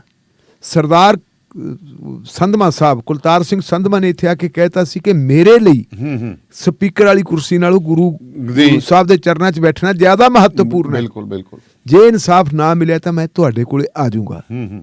ਤੇ ਮਿਸਟਰ ਕੁੰਵਰ ਵਿਜੇ ਪ੍ਰਤਾਪ ਸਿੰਘ ਨੇ ਵਿਧਾਨ ਸਭਾ ਦੇ ਵਿੱਚ ਜਿਵੇਂ ਕੈਪਟਨ ਦੀ ਸਰਕਾਰ ਵੇਲੇ ਝੋਲੀ ਅੱਡੀ ਸੀ ਨਾ ਨਵਜੋਤ ਸਿੱਧੂ ਨੇ ਕਿ ਜੀ ਮੈਨੂੰ ਇਨਸਾਫ ਚਾਹੀਦਾ ਹੈ, ਇਹਨਾਂ ਨੇ ਝੋਲੀ ਤਾਂ ਨਹੀਂ ਅੱਡੀ ਸੀ ਪਰ ਇਹਨਾਂ ਨੇ ਤਰਲਾ ਜ਼ਰੂਰ ਪਾਇਆ ਸੀ। ਇਹਨਾਂ ਨੇ ਕਿਹਾ ਸੀ ਜੀ ਇੱਕ ਦਿਨ ਲਈ ਸੈਸ਼ਨ ਵਧਾ ਦਿਓ, ਆਪਾਂ ਇਸੇ ਗੱਲ ਤੇ ਬਹਿਸ ਕਰ ਲਈਏ ਬੇਅਦਬੀ ਤੇ ਇਨਸਾਫ ਦੇ ਮੁੱਦੇ ਤੇ। ਲੇਕਿਨ ਸੈਸ਼ਨ ਕਿਹਨੇ ਵਧਾਉਣਾ ਸੀ? ਇਹ ਕਹਿੰਦੇ ਮੈਨੂੰ ਬੋਲਣ ਲਈ 10-20 ਮਿੰਟ ਦੇ ਦਿਓ, ਮੈਂ 10-20 ਮਿੰਟਾਂ 'ਚ ਪੰਜਾਬ ਦੀ ਵਿਧਾਨ ਸਭਾ 'ਚ ਆਪਣੀ ਸਾਰੀ ਦੀ ਸਾਰੀ ਜਿਹੜੀ ਹੈਗੀ ਦਾਸਤਾਂ ਬਿਆਨ ਕਰ ਦੂੰਗਾ ਔਰ ਲੋਕ ਉਹਦੇ ਤੇ ਫੈਸਲਾ ਕਰ ਲੈਣਗੇ। ਉਹਨਾਂ ਨੂੰ ਬੋਲਣ ਦਾ ਟਾਈਮ, ਵਿਧਾਨ ਸਭਾ ਦੇ ਵਿੱਚ ਬੋਲਣ ਦਾ ਟਾਈਮ ਨਹੀਂ ਮਿਲਦਾ ਵਿਧਾਨ ਸਭਾ ਦੇ ਮੈਂਬਰ ਨੂੰ। ਐਸ਼ੋਰੈਂਸ ਕਮੇਟੀ ਦਾ ਚੇਅਰਮੈਨ ਅਫਸਰ ਉਹਨੂੰ ਸਹਿਯੋਗ ਨਹੀਂ ਕਰਦੇ, ਉਹ ਭਟਕਦਾ ਫਿਰਦਾ ਹੈ। ਕਦੇ ਉਹ ਅੰਮ੍ਰਿਤਸਰ ਜਾਂਦਾ, ਕਦੇ ਉਹ ਬਾਈਬਲ ਕਲਾਂ ਆ ਜਾਂਦਾ, ਕਦੇ ਉਹ ਦਫ਼ਤਰਾਂ 'ਚ ਚੱਕਰ ਖਾਂਦਾ ਹੈ। ਕਰੇ ਤਾਂ ਫਿਰ ਉਹ ਕਰੇ ਕੀ? ਫਿਰ ਉਹਨੂੰ ਸੋਸ਼ਲ ਮੀਡੀਆ ਦਾ ਆਸਰਾ ਲੈਣਾ ਹੀ ਪੈਣਾ ਸੀ। ਹੁਣ ਅਗਲੀ ਗੱਲ ਹੈ ਕਿ ਸੋਸ਼ਲ ਮੀਡੀਆ ਦਾ ਆਸਰਾ ਉਹਨੇ ਕਿਹਾ ਸੰਕਟ ਬਹੁਤ ਵੱਡਾ ਹੈ, ਇਹਦੀ ਨਿਸ਼ਾਨਦੇਹੀ ਕਰਨ ਦੀ ਲੋੜ ਹੈ। ਇਹ ਕਿਹਨੂੰ ਚੁਣੌਤੀ ਦਿੱਤੀ ਉਹਨੇ? ਚੁਣੌਤੀ ਭਗਵੰਤ ਸਿੰਘ ਮਾਨ ਨੂੰ ਹੈ, ਸਿੱਧੀ ਤਾਂ ਉਹਨਾਂ ਨੂੰ ਹੀ ਹੈ। ਬਿਲਕੁਲ ਭਗਵੰਤ ਸਿੰਘ ਮਾਨ ਨੇ ਜਦੋਂ ਕਿਹਾ ਕਿ ਮੈਂ ਤੁਹਾਨੂੰ ਭਰੋਸਾ ਦੇਣਾ, ਤੇ ਕੁੰਵਰ ਵਿਜੇ ਪ੍ਰਤਾਪ ਸਿੰਘ ਨਾਲ ਆਪਦੀ ਤਕਰੀਰ ਦਾ ਉਹਨਾਂ ਹਿੱਸਾ ਕੱਟ ਕੇ ਪਾਉਂਦੇ ਆ ਕਿ ਇਤਵਾਰ ਨਾ ਕਰਿਓ, ਨਹੀਂ ਮਿਲਣਾ ਇਨਸਾਫ ਤੁਹਾਨੂੰ। ਮੇਰਾ ਖਿਆਲ ਹੈ ਐਡਾ ਵੱਡਾ ਹੋਕਾ ਨਹੀਂ ਦੇ ਸਕਦਾ ਕੋਈ ਬੰਦਾ। ਜਿਹੜਾ ਕੁੰਵਰ ਵਿਜੇ ਪ੍ਰਤਾਪ ਉਹ ਵੀ ਸੱਤਾ 'ਚ ਰਹਿੰਦੇ ਹੋਏ ਔਰ ਮੈਨੂੰ ਫਿਰ ਇਹ ਕਹਿਣ ਦੇ ਵਿੱਚ ਕੋਈ ਹਰਜ ਨਹੀਂ ਕਿ ਬੰਦਾ ਬਿਹਾਰ 'ਚ ਜੰਮਿਆ। ਯਾਰ ਸਾਡੇ ਸਿੱਖਾਂ ਨਾਲ ਤਾਂ 1000 ਗੁਣਾ ਚੰਗਾ ਬੰਦਾ, 1000 ਗੁਣਾ ਚੰਗਾ। ਜਿਹੜੇ ਬੰਦੇ ਨੇ ਘੱਟੋ ਘੱਟ ਮਤਲਬ ਇੰਨੀ ਤਾਂ ਉਹਨੇ ਕੀਤੀ ਨਾ, ਉਹਨੇ ਹਾਂ ਦਾ ਨਾਰਾ ਤਾਂ ਮਾਰਿਆ। ਮਲੇਰਕੋਟਲੇ ਦੇ ਵਿੱਚ ਅੱਜ ਵੀ ਗੁਰਦੁਆਰਾ ਹਾਂ ਦਾ ਨਾਰਾ ਸਾਹਿਬ ਇਸ ਕਰਕੇ ਹੈ 47 ਦੇ ਵਿੱਚ ਸਾਰੇ ਦੇਸ਼ ਦੇ ਵਿੱਚ ਵੱਡਾ ਕੁੱਟੀ ਹੋਈ ਸੀ, ਲੇਕਿਨ ਮੁਸਲਮਾਨਾਂ ਦਾ ਨੁਕਸਾਨ ਨਹੀਂ ਸੀ ਹੋਇਆ। ਕਿਉਂਕਿ ਆਪਣਾ ਸ਼ੇਰ ਮੁਹੰਮਦ ਖਾਨ ਨੇ ਹਾਂ ਦਾ ਨਾਰਾ ਮਾਰਿਆ ਸੀ। ਤੇ ਇਸ ਵੇਲੇ ਗੁਰੂ ਗ੍ਰੰਥ ਸਾਹਿਬ ਦੀ ਬੇਅਦਬੀ, ਗੋਲੀ ਕਾਂਡ ਦੇ ਜਿਹੜੇ ਦੋਸ਼ੀਆਂ ਨੂੰ ਸਜ਼ਾਵਾਂ ਦੇਣ ਦੇ ਵਾਸਤੇ ਜੇ ਕੋਈ ਬੰਦਾ ਹਾਂ ਦਾ ਨਾਰਾ ਮਾਰ ਰਿਹਾ, ਕੋਈ ਹਾਕਮ ਨਹੀਂ ਮਾਰ ਰਿਹਾ, ਕੋਈ ਹਾਕਮ ਨਹੀਂ ਮਾਰ ਰਿਹਾ, ਕੁੰਵਰ ਵਿਜੇ ਪ੍ਰਤਾਪ ਮਾਰ ਰਿਹਾ। ਸਲਾਮ ਉਹਨੂੰ ਬੰਦੇ ਨੂੰ। ਇਹੋ ਜਿਹੇ ਬੰਦੇ ਮਾਵਾਂ ਕਿਤੇ ਜੰਮਦੀਆਂ ਜੀ। ਢਿੱਲੋਂ ਸਾਹਿਬ ਤੇ ਹੁਣ ਆਪਾਂ ਮਨੀਸ਼ਾ ਗੁਲਾਟੀ ਦੀ ਗੱਲ ਕਰ ਲਈਏ ਜੀ। ਗੁਲਾਟੀ ਗੁਲਾਟੀ, ਹਾਂਜੀ। ਕੀ ਹੋ ਗਿਆ? ਮਾਨ ਸਾਹਿਬ ਬਾਰੀ ਯੂ ਟਰਨ ਦੀ ਭੁਮੀਰੀ ਬਣਾਈ ਫਿਰਦੇ ਆ। ਦੇਖੋ, ਗੱਲ ਇਹ ਹੈ ਕਿ ਸਰਕਾਰ ਨਿਆਣੀ ਹੈ। ਮੈਨੂੰ ਤਾਂ ਲੱਗਦਾ ਯੂ ਟਰਨ ਸਰਕਾਰ ਹੀ ਹੋ ਗਈ ਹੈ। ਤਜਰਬਾ ਹੈ ਨਹੀਂ ਨਾ, ਇਸ ਕਰਕੇ ਫਿਰ ਤਜਰਬੇ 'ਚ ਕਈ ਵਾਰੀ ਕਈ ਫੈਸਲੇ ਇਹੋ ਜਿਹੇ ਹੁੰਦੇ ਹੈ ਜਿਹੜੇ ਫੈਸਲੇ ਜਿਹੜੇ ਹੈ ਉਹ ਅਣਜਾਣ ਪੁਣੇ ਦੇ ਵਿੱਚ ਲਏ ਜਾਂਦੇ ਹੈ ਜੀ। ਤੇ ਫਿਰ ਉਹਨਾਂ ਦਾ ਹਸ਼ਰ ਉਹੀ ਹੁੰਦਾ ਜਿਹੜਾ ਮਨੀਸ਼ਾ ਗੁਲਾਟੀ ਵਾਲੇ ਮਾਮਲੇ 'ਚ ਹੋਇਆ। ਵੈਸੇ ਫੈਸਲਿਆਂ ਦਾ ਕਈਆਂ ਦਾ ਵੀ ਹੋਇਆ, ਹੋਰਾਂ ਦਾ ਵੀ। ਦਾਨੇਲੀਆ ਸਾਹਿਬ, ਕੋਈ ਵੀ ਬੰਦਾ ਕਦੇ ਸੰਪੂਰਨ ਨਹੀਂ ਹੁੰਦਾ। ਸੰਪੂਰਨ ਬੰਦਾ ਮਰ ਕੇ ਹੀ ਹੁੰਦਾ ਹੈ ਜੀ। ਬੰਦੇ ਨੂੰ ਸਾਰੀ ਉਮਰ ਤੱਕ ਬੰਦਾ ਵਿਦਿਆਰਥੀ ਰਹਿੰਦਾ, ਸਿੱਖਦਾ ਰਹਿੰਦਾ ਹੈ। ਲੇਕਿਨ ਕੁਝ ਫੈਸਲੇ ਲੈਣ ਤੋਂ ਪਹਿਲਾਂ ਵਿਚਾਰ ਵਟਾਂਦਰਾ ਕਰਨਾ ਅਤੀ ਜ਼ਰੂਰੀ ਹੁੰਦਾ ਹੈ ਜੀ ਕਿ ਹੋਊਗਾ ਕੀ। ਮਨੀਸ਼ਾ ਗੁਲਾਟੀ ਨੂੰ ਕੈਪਟਨ ਅਮਰਿੰਦਰ ਸਿੰਘ ਦੀ ਸਰਕਾਰ ਨੇ 2018 ਦੇ ਵਿੱਚ ਜੀ ਵੂਮਨ ਕਮਿਸ਼ਨ ਦਾ ਚੇਅਰਪਰਸਨ ਨਿਯੁਕਤ ਕੀਤਾ ਸੀ। 3 ਸਾਲਾਂ ਲਈ ਕੀਤਾ ਸੀ। 21 ਤੱਕ ਉਹਨਾਂ ਦੀ ਮਿਆਦ ਬਣਦੀ ਸੀ ਜੀ। 21 ਦੇ ਵਿੱਚ ਆ ਕੇ ਉਹਨਾਂ ਦੀ ਮਿਆਦ ਦੇ ਵਿੱਚ 3 ਸਾਲ ਦਾ ਫੇਰ ਵਾਧਾ ਕਰਤਾ ਜੀ। ਇਸ ਹਿਸਾਬ ਦੇ ਨਾਲ ਉਹਨਾਂ ਦੀ ਮਿਆਦ ਬਣਦੀ ਹੈ 2024 ਤੱਕ, ਮੇਰਾ ਖਿਆਲ ਹੈ ਮਾਰਚ 24 ਤੱਕ ਹੈ। ਅਚਨਚੇਤ ਇੱਕ ਖਬਰ ਆਉਂਦੀ ਹੈ ਜੀ ਕਿ ਮਨੀਸ਼ਾ ਗੁਲਾਟੀ ਨੂੰ ਫਾਰਗ ਕਰਤਾ। ਉਹਦੀ ਜਿਹੜੀ ਉਹਨੂੰ ਐਕਸਟੈਂਸ਼ਨ ਦਿੱਤੀ ਸੀ ਕੈਪਟਨ ਅਮਰਿੰਦਰ ਸਿੰਘ ਨੇ ਜੀ, ਉਹਦੀ ਸਰਕਾਰ ਨੇ, ਤੇ ਕਹਿੰਦੇ ਵੀ ਇਹ ਜਿਹੜੀ ਨਵੀਂ ਸਰਕਾਰ ਆਈ ਹੈ, ਨਵੀਂ ਸਰਕਾਰ ਨੇ ਆ ਕੇ ਉਹ ਐਕਸਟੈਂਸ਼ਨ ਵਾਲਾ ਹੁਕਮ ਵਾਪਸ ਲੈ ਲਿਆ। ਜੀ।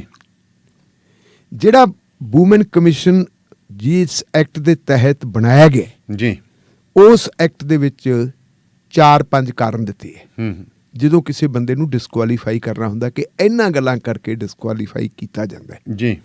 ਮਨੀਸ਼ਾ ਗੁਲਾਟੀ ਦੇ ਮਾਮਲੇ ਦੇ ਵਿੱਚ ਕਿਸੇ ਇੱਕ ਗੱਲ ਦਾ ਵੀ ਜ਼ਿਕਰ ਹੈ ਨਹੀਂ। ਬਸ ਇਹਨਾਂ ਕਿਹਾ ਕਿ ਜੀ ਅਸੀਂ ਇਹਨੂੰ ਹਟਾਤਾ। ਜੀ।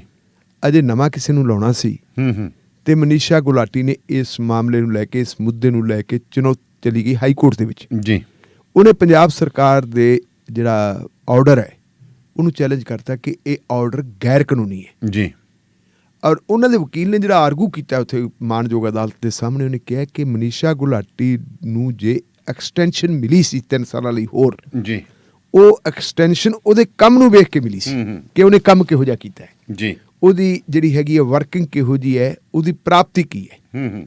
ਦਾਨੇਲੀਆ ਸਾਹਿਬ, ਆਪਾਂ ਪਹਿਲਾਂ ਵੀ ਗੱਲ ਕੀਤੀ ਸੀ, ਅੱਜ ਫੇਰ ਉਹ ਦੁਹਰਾਉਣੀ ਪੈਂਦੀ ਹੈ ਜੀ, ਕਿ ਮਨੀਸ਼ਾ ਗੁਲਾਟੀ ਮੇਰਾ ਖਿਆਲ ਹੈ ਬਹੁਤ ਲੰਬੇ ਸਮੇਂ ਬਾਅਦ ਸਾਨੂੰ ਇੱਕ ਅਜਿਹੀ ਵੂਮਨ ਕਮਿਸ਼ਨ ਦੀ ਚੇਅਰਪਰਸਨ ਮਿਲੀ ਜੀ, ਜਿਹੜੀ ਚੇਅਰਪਰਸਨ ਨੇ ਨਿੱਠ ਕੇ ਕੰਮ ਕੀਤਾ। ਕੋਈ ਬੰਦਾ ਉਹਨੂੰ ਟੈਲੀਫੋਨ ਕਰੇ, ਉਹ ਟੈਲੀਫੋਨ ਦਾ ਜਵਾਬ ਦਿੰਦੀ ਹੈ। ਜੇ ਫੋਨ ਨਹੀਂ ਚੁੱਕ ਸਕਦੀ ਤੇ ਖੁਦ ਫੋਨ ਕਰਦੀ ਹੈ। ਜੀ। ਜਿੱਥੇ ਵੀ ਕਿਤੇ ਔਰਤਾਂ ਦੇ ਖਿਲਾਫ ਕੋਈ ਜ਼ੁਰਮ ਹੁੰਦਾ, ਉਹ ਮੂਹਰਲੇ ਰੋਹ ਦੇ ਵਿੱਚ ਜਾ ਕੇ ਖੜਦੀ ਹੈ, ਉਹਨਾਂ ਦੇ ਹੱਕ ਵਿੱਚ ਉਹ ਬੋਲਦੀ ਹੈ, ਆਵਾਜ਼ ਬੁਲੰਦ ਕਰਦੀ ਹੈ।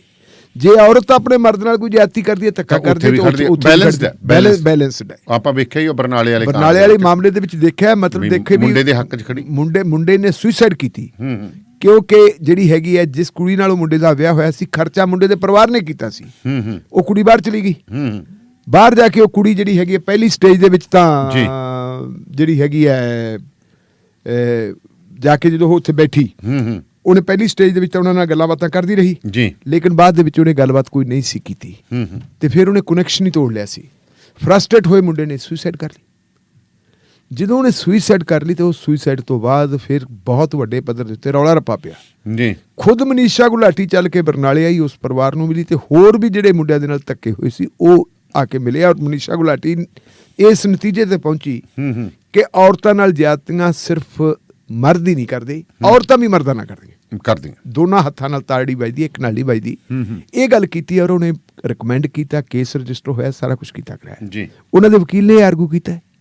ਕੱਲ ਜਦੋਂ ਮਤਲਬ ਸੁਣਵਾਈ ਸ਼ੁਰੂ ਹੋਈ ਜੀ ਤੇ ਇਹ ਤਾਂ ਇਹ ਸੀ ਕਿ ਕੋਈ ਮੈਰਿਟ ਤੇ ਫੈਸਲਾ ਹੋਊ ਤੇ ਪੰਜਾਬ ਸਰਕਾਰ ਨੇ ਉੱਥੇ ਜਾ ਕੇ ਯੂ ਟਰਨ ਲੈ ਲਿਆ। ਕਹਿੰਦੇ ਜੀ ਅਸੀਂ ਮਨੀਸ਼ਾ ਗੁਲਾਟੀ ਨੂੰ ਜਿਹੜਾ ਬਰਖਾਸਤ ਕਰਨ ਦਾ ਫੈਸਲਾ ਲਿਆ ਸੀ ਉਹ ਫੈਸਲਾ ਵਾਪਸ ਲੈ ਲਿਆ। ਅੱਛਾ, ਲੈ ਲਿਆ, ਫੈਸਲਾ ਹੀ ਵਾਪਸ ਲੈ ਲਿਆ। ਹੁਣ ਦਾਨੇਲੀਆ ਸਾਹਿਬ, ਫੈਸਲਾ ਵਾਪਸ ਕਿਉਂ ਲਿਆ? ਮੈਂ ਕੱਲ ਇੱਕ ਵਜ਼ੀਰ ਸਾਹਿਬ ਦੀ ਇੰਟਰਵਿਊ ਸੁਣ ਰਿਹਾ ਸੀ, ਉਹ ਕਹਿੰਦੇ ਜੀ ਕੋਈ ਕਮੀਆਂ ਪੇਸ਼ੀਆਂ ਰਹਿ ਗਈਆਂ ਸੀ, ਅਸੀਂ ਉਹ ਕਮੀ ਪੇਸ਼ੀ ਜਿਹੜੀ ਹੈਗੀ ਆ ਹੁਣ ਦੂਰ ਕਰਕੇ ਤੇ ਦੁਬਾਰਾ ਪਟੀਸ਼ਨ ਪਾਵਾਂਗੇ, ਦੁਬਾਰਾ ਹਟਾ ਦੇਂਗੇ ਜੀ ਅਸੀਂ। ਲੇਕਿਨ ਜਿਹੜੇ ਕਾਰਨ ਦੱਸੇ ਆ ਵੀ 4 ਜਾਂ 5 ਕਾਰਨ, ਉਹਨਾਂ ਕਾਰਨਾਂ ਦਾ ਕਿਸੇ ਦਾ ਜ਼ਿਕਰ ਹੀ ਨਹੀਂ ਕੀਤਾ ਕਾਰਨਾਂ ਦਾ। ਇੱਕ ਗੱਲ, ਉਹਨਾਂ ਦਾ ਵਕੀਲ ਹੈ ਜਿਹੜਾ ਮਿਸਟਰ ਮਿੱਤਲ, ਮੇਰਾ ਖਿਆਲ ਚੇਤਨ ਮਿੱਤਲ ਆ ਉਹਨਾਂ ਦਾ ਨਾਮ, ਉਹਨੇ ਜਿਹੜੀ ਉੱਥੇ ਗੱਲ ਪੇਸ਼ ਕੀਤੀ ਦਾਨੇਲੀਆ ਸਾਹਿਬ, ਉਹਨੇ ਸੁਪਰੀਮ ਕੋਰਟ ਦੇ ਕਈ ਫੈਸਲਿਆਂ ਦਾ ਜ਼ਿਕਰ ਕੀਤਾ ਜੀ ਕਿ ਉਹ ਕੀ ਹੈ। ਉਹਨਾਂ ਦੇ ਵਿੱਚੋਂ ਇੱਕ ਫੈਸਲਾ ਜਿਹੜਾ ਹੈਗਾ ਉਹ ਬੜਾ ਇੰਪੋਰਟੈਂਟ ਹੈ। ਅੱਛਾ ਜੀ। ਉਹ ਫੈਸਲਾ ਹੈਗਾ ਇੱਕ NGO ਹੈ ਕਾਮਨ ਕਾਜ਼। ਕਾਮਨ ਕਾਜ਼ ਵਾਲਿਆਂ ਨੇ ਕੀ ਕੀਤਾ ਸੀ, Common Cause versus Union of India ਜੀ ਐਂਡ ਅਦਰਸ। ਇਹ ਸੁਪਰੀਮ ਕੋਰਟ ਦੇ ਵਿੱਚ ਉਹਨਾਂ ਨੇ ਇੱਕ ਪਟੀਸ਼ਨ ਦਾਇਰ ਕੀਤੀ ਸੀ ਐਕਸਟੈਂਸ਼ਨ ਦੇ ਮੁੱਦੇ ਨੂੰ ਲੈ ਕੇ, ਕਿ ਜਿਹੜੀ ਕਿਸੇ ਬੰਦੇ ਨੂੰ ਐਕਸਟੈਂਸ਼ਨ ਦਿੱਤੀ ਜਾਂਦੀ ਹੈ ਜੀ, ਇਹ ਐਕਸਟੈਂਸ਼ਨ ਗੈਰ ਕਾਨੂੰਨੀ ਹੈ, ਐਕਸਟੈਂਸ਼ਨ ਨਹੀਂ ਹੋਣੀ ਚਾਹੀਦੀ। ਸੁਪਰੀਮ ਕੋਰਟ ਦੀ ਉਹਦੇ ਰੂਲਿੰਗ ਆ ਗਈ ਜੀ ਕਿ ਜਿਵੇਂ ਕਿਸੇ ਬੰਦੇ ਨੂੰ ਅਪੁਆਇੰਟ ਕੀਤਾ ਜਾਂਦਾ ਹੈ, ਐਕਸਟੈਂਸ਼ਨ ਵੀ ਉਹਦਾ ਹਿੱਸਾ ਹੈ। ਜੇ ਤੁਸੀਂ ਐਕਸਟੈਂਸ਼ਨ ਨੂੰ ਰੱਦ ਕਰੋਗੇ ਤਾਂ ਅਪੁਆਇੰਟਮੈਂਟ ਵੀ ਰੱਦ ਹੁੰਦੀ ਹੈ। ਇਸ ਕਰਕੇ ਉਹ ਐਕਸਟੈਂਸ਼ਨ ਦਿੱਤੀ ਹੈ, ਅਪੁਆਇੰਟਮੈਂਟ ਜਿਹੜੀ ਹੈਗੀ ਆ ਉਹ ਜਾਇਜ਼ ਹੈ। ਔਰ ਉਹੀ ਚੀਜ਼ ਇਹਦੇ 'ਚ ਸੀ। ਮੇਰਾ ਖਿਆਲ ਹੈ ਐਡਵੋਕੇਟ ਜਨਰਲ ਦੀ ਟੀਮ ਨੇ ਦੱਸਤਾ ਹੋਣਾ ਕਿ ਕੰਮ ਤਾਂ ਆਪਾਂ ਗਲਤ ਕਰ ਲਿਆ, ਟੇਢਾ ਕਰ ਲਿਆ। ਇਹ ਤੋਂ ਪਹਿਲਾਂ ਕਿ ਮਾਣਯੋਗ ਹਾਈ ਕੋਰਟ ਉਲਟ ਹੁਕਮ ਕਰੇ ਤੇ ਫਿਰ ਆਪਾਂ ਨੂੰ ਜਿਹੜਾ ਹੈਗਾ ਜ਼ਿਆਦਾ ਨਮੋਸ਼ੀ ਝੱਲਣੀ ਪਵੇ, ਉਹਦੇ ਨਾਲ ਬਿਹਤਰ ਇਹ ਹੈ ਕਿ ਬੈਕ ਗੇਅਰ ਆਪ ਹੀ ਪਾ ਲਓ। ਉਹ ਬੈਕ ਗੇਅਰ, ਵੈਸੇ ਤਾਂ ਬੈਕ ਗੇਅਰ ਤੇ ਹੱਥ ਰੱਖਿਆ ਹੀ ਹੁੰਦਾ ਢਿੱਲੋਂ ਸਾਹਿਬ ਇਹਨਾਂ ਦਾ। ਉਹ ਟਰੈਕਟਰ ਨਹੀਂ ਅੱਗੋਂ ਖੜਾ ਕਰਦੇ ਮੁੰਡੇ, ਹਾਂਜੀ, ਉਹ ਅੱਗੇ ਭਜਾ ਕੇ ਫਿਰ ਪਿੱਛੇ ਭਜਾਉਂਦੇ ਆ, ਫਿਰ ਇੱਕੇ ਦਾ ਅਗਲਾ ਗੇਅਰ ਪਾਉਂਦੇ ਆ ਤੇ ਅੱਗੋਂ ਖੜਾ ਹੋ ਜਾਂਦਾ ਉਹ। ਹਾਂਜੀ ਹੈ, ਉਹ ਤਾਂ ਹੀ ਸਟੰਟ ਜੀ ਹੁੰਦੇ ਆ। ਬਸ ਇਹੋ ਜਿਹਾ ਗੇਅਰ ਇਹਨਾਂ ਨੇ ਪਾਇਆ ਵੀ ਐਨ ਇੱਕੇ ਦਮ ਹੀ। ਮੇਰਾ ਖਿਆਲ ਅੱਗੇ ਪਿੱਛੇ ਹੁੰਦਾ, ਖੜਾ ਤਾਂ ਨਹੀਂ ਹੁੰਦਾ। ਨਹੀਂ, ਉਹ ਖੜੇ ਵੀ ਹੋ ਜਾਂਦੇ ਆ ਫਿਰ। ਇਹ ਤਾਂ ਅੱਗੋਂ ਐਂ ਕਹਿ ਦਿੰਦੇ ਆ ਬਸ ਬਈ ਤੌਬਾ, ਹੱਥ ਜੋੜ ਜਾਂਦੇ ਆ, ਹੈ ਨੀ। ਤੇ ਇਹ ਤਾਂ ਹੋਈ ਗੱਲ ਜੀ ਇਹਨਾਂ ਦੀ। ਤੇ ਹੁਣ ਆਪਾਂ ਗੱਲ ਕਰਦੇ ਹਾਂ ਜੀ, ਵੈਸੇ BBC ਵਾਲੀ ਗੱਲ ਵੀ ਜ਼ਰੂਰੀ ਕਰਨੀ, ਪਰ ਬੋਨੀ ਅਜਨਾਲੇ ਦੀ ਗੱਲ ਕਰੀਏ। ਗੇੜੇ ਗੂੜੇ ਖਾਂਦਾ ਅਖੀਰ ਕਮਲ ਦੇ ਫੁੱਲ ਨੂੰ ਹੱਥ 'ਚ ਫੜ ਹੀ ਲਿਆ ਜੀ। ਬਿਲਕੁਲ ਜੀ, ਫੜਨਾ ਪੈਣਾ ਸੀ, ਕੋਈ ਚਾਰਾ ਹੀ ਨਹੀਂ। ਉਹ ਗੱਲ ਇਹ ਹੈ ਵੀ ਉਹ ਕਹਿੰਦੇ ਇੱਕ ਨੂੰ ਕੱਢਿਆ ਸੀ ਕਿ ਉਹ ਦੋ ਲੈ ਗਿਆ। ਕੱਢਿਆ ਤਾਂ ਬੋਨੀ ਅਜਨਾਲੇ ਨੂੰ ਹੈ ਨਹੀਂ ਸੀ। ਬੋਨੀ ਅਜਨਾਲੇ ਨੂੰ ਜਿਵੇਂ ਉਹ ਪੰਜਾਬੀ 'ਚ ਕਹਿੰਦੇ ਹੁੰਦੇ ਆ ਕਿ ਸਬਕ ਸਿਖਾਉਣ ਵਾਸਤੇ ਕਿ ਭਾਈ ਤੂੰ ਮਾਝੇ ਦੇ ਜਰਨੈਲ ਦੇ ਖਿਲਾਫ ਕਿਉਂ ਬੋਲਿਆ, ਤੂੰ ਪਟੀਸ਼ਨਾਂ ਕਿਉਂ ਪਾਉਣ ਲੱਗਿਆ ਹਾਈ ਕੋਰਟ 'ਚ। ਤੇ ਚਲੋ ਇੱਕ ਸਟੇਜ ਉਹ ਸੀ ਜਦੋਂ ਬਹੁਤ ਵੱਡਾ ਸੰਕਟ ਸੀ 2022 ਵਾਲਾ ਜੀ। 2022 ਦੇ ਸੰਕਟ ਤੋਂ ਪਹਿਲਾਂ ਰੁੱਸਿਆ ਨੂੰ ਮਨਾਉਣਾ ਇਹ ਆਮ ਤੌਰ ਤੇ ਹਰੇਕ ਪਾਰਟੀ ਦਾ ਕੰਮ ਹੁੰਦਾ ਹੈ। ਬਿਲਕੁਲ। ਤੇ ਇਹਨਾਂ ਨੇ ਅਕਾਲੀ ਦਲ ਵਾਲਿਆਂ ਨੇ ਵੀ ਇਹ ਕੰਮ ਕੀਤਾ। ਰਣਜੀਤ ਸਿੰਘ ਬਰਮਪੁਰੇ ਦੇ ਵੀ ਜਾ ਕੇ ਗੋਡੀ ਹੱਥ ਲਾਏ, ਉਹਦੇ ਬੇਟੇ ਨੂੰ ਟਿਕਟ ਦੇਤੀ ਖਡੂਰ ਸਾਹਿਬ ਤੋਂ। ਇਸੇ ਤਰੀਕੇ ਜਾ ਕੇ ਡਾਕਟਰ ਰਤਨ ਸਿੰਘ ਅਜਨਾਲਾ ਬਿਮਾਰ ਸੀ, ਸੁਖਵੀਰ ਜੀ ਉਹਦਾ ਪਤਾ ਲੈਣ ਵਾਸਤੇ ਵੀ ਗਏ ਜੀ। ਉਹਨਾਂ ਨੂੰ ਵੀ ਕਿਹਾ ਵੀ ਅੰਕਲ ਜੀ ਕੋਈ ਗੱਲ ਨਹੀਂ, ਤੁਸੀਂ ਛੱਡੋ। ਚਲੋ ਉਹ ਤਾਂ ਬਿਮਾਰ ਸੀ ਤਾਂ ਆਪਣੇ ਬਿਲਕੁਲ ਆਪਦੇ ਬੈੱਡ 'ਚ ਹੀ ਰਹੇ ਤੇ ਉਹਨਾਂ ਨੇ ਕੋਈ ਬਿਆਨ ਵਗੈਰਾ ਨਹੀਂ ਦਿੱਤਾ। ਪਰ ਬੋਨੀ ਅਜਨਾਲਾ ਨੇ ਅਕਾਲੀ ਦਲ ਜੁਆਇਨ ਕਰ ਲਿਆ ਸੀ। ਔਰ ਗੱਲ ਇਹ ਹੈ ਕਿ ਮਾਝੇ ਦੀ ਜਰਨੈਲੀ ਹੋਵੇ ਕਿਹਦੇ ਕੋਲ, ਰੌਲਾ ਤਾਂ ਅਸਲ 'ਚ ਇਹ ਹੈ। ਇਹ ਜਰਨੈਲੀ ਨੂੰ ਲੈ ਕੇ ਜਰਨੈਲ ਭਾਵੇਂ ਅੱਜ ਕੱਲ੍ਹ ਥੋੜ੍ਹੇ ਜਿਹੇ ਡਾਊਨ ਹੈਗੇ ਮਾਝੇ ਦੇ ਜਰਨੈਲ, ਜਿਨ੍ਹਾਂ ਨੂੰ ਬਣਾਇਆ ਗਿਆ ਸਰਦਾਰ ਬਿਕਰਮ ਸਿੰਘ ਮਜੀਠੀਆ, ਪਰ ਇਧਰਲੇ ਪਾਸੇ ਜਿਹੜਾ ਹੈਗਾ ਬੋਨੀ ਅਜਨਾਲਾ ਜਿਹੜਾ ਉਹ ਆਪਣਾ ਫਨ ਸਿੱਟਣ ਨੂੰ ਤਿਆਰ ਨਹੀਂ ਸੀ। ਅੱਛਾ ਜੀ। ਉਹ ਕਹਿੰਦੇ ਆਪਾਂ ਹੈਗੇ ਆ। ਤੇ ਦਾਨੇਵਾਲੀਆ ਸਾਹਿਬ ਇੱਕ ਲੇਟੈਸਟ ਜਿਹੜੀ ਡਿਵੈਲਪਮੈਂਟ ਹੋਈ ਸੀ ਨਾ ਕਿ 2022 ਦੀ ਇਲੈਕਸ਼ਨ ਲੜੀ, ਉਹਦਾ ਅੰਦਰੋਂ ਵਿਰੋਧ ਵੀ ਹੋਇਆ ਜੀ। ਤੇ ਵਿਰੋਧ ਹੋਣ ਤੋਂ ਬਾਅਦ ਫਿਰ ਉਹ ਰੁਕਿਆ ਨਹੀਂ। ਬਾਅਦ ਦੇ ਵਿੱਚ ਉਹਨੇ ਮਜੀਠੀਆ ਸਾਹਿਬ ਦੇ ਖਿਲਾਫ ਇੱਕ ਪਟੀਸ਼ਨ ਹਾਈ ਕੋਰਟ 'ਚ ਹੋਰ ਪਾਤੀ ਸੀ ਕਿ ਜੀ ਇਹ ਜਿਹੜੀ ਜ਼ਮਾਨਤ ਵਗੈਰਾ ਦੇ ਰਹੇ ਹੋ ਇਹ ਨਹੀਂ ਮਿਲਣੀ ਚਾਹੀਦੀ। ਬੜਾ ਕੁਛ ਉਹਦੇ 'ਚ ਲਿਖਿਆ ਸੀ, ਪਟੀਸ਼ਨ ਪਾਈ ਸੀ। ਖੈਰ ਉਹ ਪਟੀਸ਼ਨ ਵੀ ਉਹਨਾਂ ਦੀ ਜਿਹੜੀ ਹੈਗੀ ਹੈ ਹਾਈ ਕੋਰਟ ਨੇ ਡਿਸਪੋਜ਼ ਆਫ ਕਰਤੀ। ਉਹ 'ਤੇ ਕੋਈ ਪੋਜ਼ੀਟਿਵ ਆਰਡਰ ਉਹਨਾਂ ਦੇ ਹੱਕ ਵਿੱਚ ਨਹੀਂ ਸੀ ਹੋਇਆ ਜੀ। ਹੁਣ ਜਿਹੜੀ ਹੈਗੀ ਹੈ ਨਵੀਂ ਸਫਬੰਦੀ ਦੇ ਵਿੱਚ ਚੱਲਦੇ ਆਂ ਵੀ ਹੁਣ ਨਵੇਂ ਅਹੁਦੇਦਾਰੀਆਂ, ਤੁਹਾਨੂੰ ਪਤਾ ਹੈ ਅੱਜ ਕੱਲ੍ਹ ਅਹੁਦੇਦਾਰੀਆਂ ਬਹੁਤ ਵੱਡੀਆਂ ਜਾ ਰਹੀਆਂ। ਉਹਨਾਂ ਅਹੁਦੇਦਾਰੀਆਂ ਦੇ ਵਿੱਚ ਉਹਨਾਂ ਬੰਦਿਆਂ ਨੂੰ ਕਹਿੰਦੇ ਵੀ ਚੰਗੀਆਂ ਪੋਜੀਸ਼ਨਾਂ ਦੇਤੀਆਂ ਜਿਹੜੀਆਂ ਬੋਨੀ ਅਜਨਾਲੇ ਦੇ ਖਿਲਾਫ ਜਿਨ੍ਹਾਂ ਨੇ ਕੰਮ ਕੀਤਾ ਸੀ। ਤੇ ਬੋਨੀ ਅਜਨਾਲੇ ਨੇ ਜਦੋਂ ਦੇਖਿਆ ਕਿ ਜਿਹੜੇ ਮੇਰੇ ਵਿਰੋਧ ਕਰਦੇ ਰਹੇ, ਅਕਾਲੀ ਦਲ ਦਾ ਵਿਰੋਧ ਕਰਦੇ ਰਹੇ, ਕੈਂਡੀਡੇਟ ਤਾਂ ਭਾਵੇਂ ਮੈਂ ਸੀ ਬੋਨੀ ਅਜਨਾਲਾ, ਪਰ ਚੋਣ ਨਿਸ਼ਾਨ ਤਾਂ ਅਕਾਲੀ ਦਲ ਦਾ ਸੀ। ਤੇ ਬੰਦਿਆਂ ਨੇ ਵਿਰੋਧ ਤਾਂ ਅਕਾਲੀ ਦਲ ਦੇ ਚੋਣ ਨਿਸ਼ਾਨ ਦਾ ਕੀਤਾ। ਤੇ ਜੇ ਅਕਾਲੀ ਦਲ ਉਹਨਾਂ ਨੂੰ ਫੇਰ ਅਹੁਦੇ ਬਖਸ਼ਦਾ ਹੈ ਜੀ ਤੇ ਇਹ ਗੱਲ ਠੀਕ ਨਹੀਂ, ਮੇਰੇ ਮੁਕਾਬਲੇ ਤੇ ਉਹਨਾਂ ਨੂੰ ਖੜੇ ਕਰਦਾ ਹੈ। ਫਿਰ ਜੀ ਬੋਨੀ ਅਜਨਾਲੇ ਨੇ ਇੱਕ ਇਕੱਠ ਕਰ ਲਿਆ। ਅੱਛਾ ਜੀ। ਤੇ ਇਕੱਠ ਜਿਹੜਾ ਹੈਗਾ ਬੜਾ ਮਹੱਤਵਪੂਰਨ ਹੋਇਆ, ਕਾਫੀ ਲੋਕ ਉਹਦੇ 'ਚ ਆਏ। ਉੱਥੇ ਜੋ ਸਾਰਾ ਕੁਛ ਉਹਨਾਂ ਨੇ ਵਿਚਾਰ ਵਟਾਂਦਰਾ ਕੀਤਾ ਤੇ ਇਕੱਠ ਦੇ ਵਿੱਚੋਂ ਇਹ ਪ੍ਰਵਾਨ ਹੋ ਗਿਆ ਕਿ ਚਲੋ ਜੀ ਆਪਾਂ ਸਾਰੇ ਜਿਹੜੇ ਅਕਾਲੀ ਦਲ ਨੂੰ ਬੁਲਾਈਏ, ਸਤਿ ਸ੍ਰੀ ਅਕਾਲ ਜੀ, ਅਸਤੀਫੇ ਦੇਈਏ ਤੇ ਬੈਠ ਗਏ। ਅੱਛਾ ਜੀ। ਅਸਤੀਫੇ ਦੇਤੇ ਜੀ ਉਹਨਾਂ ਨੇ। ਤੇ ਜਿਹੜਾ ਅਸਤੀਫਾ ਦੇਣ ਦਾ ਐਲਾਨ ਕੀਤਾ ਜੀ ਬੋਨੀ ਅਜਨਾਲਾ ਨੇ, ਉਹਨੇ ਕਿਹਾ ਕਿ ਮੇਰਾ ਦਿਲ ਨਹੀਂ ਕਰਦਾ ਸੀ ਅੱਛਾ ਜੀ ਕਿ ਅਕਾਲੀ ਦਲ ਨੂੰ ਛੱਡਾਂ, ਪਰ ਹੁਣ ਮਜਬੂਰੀ ਹੈ।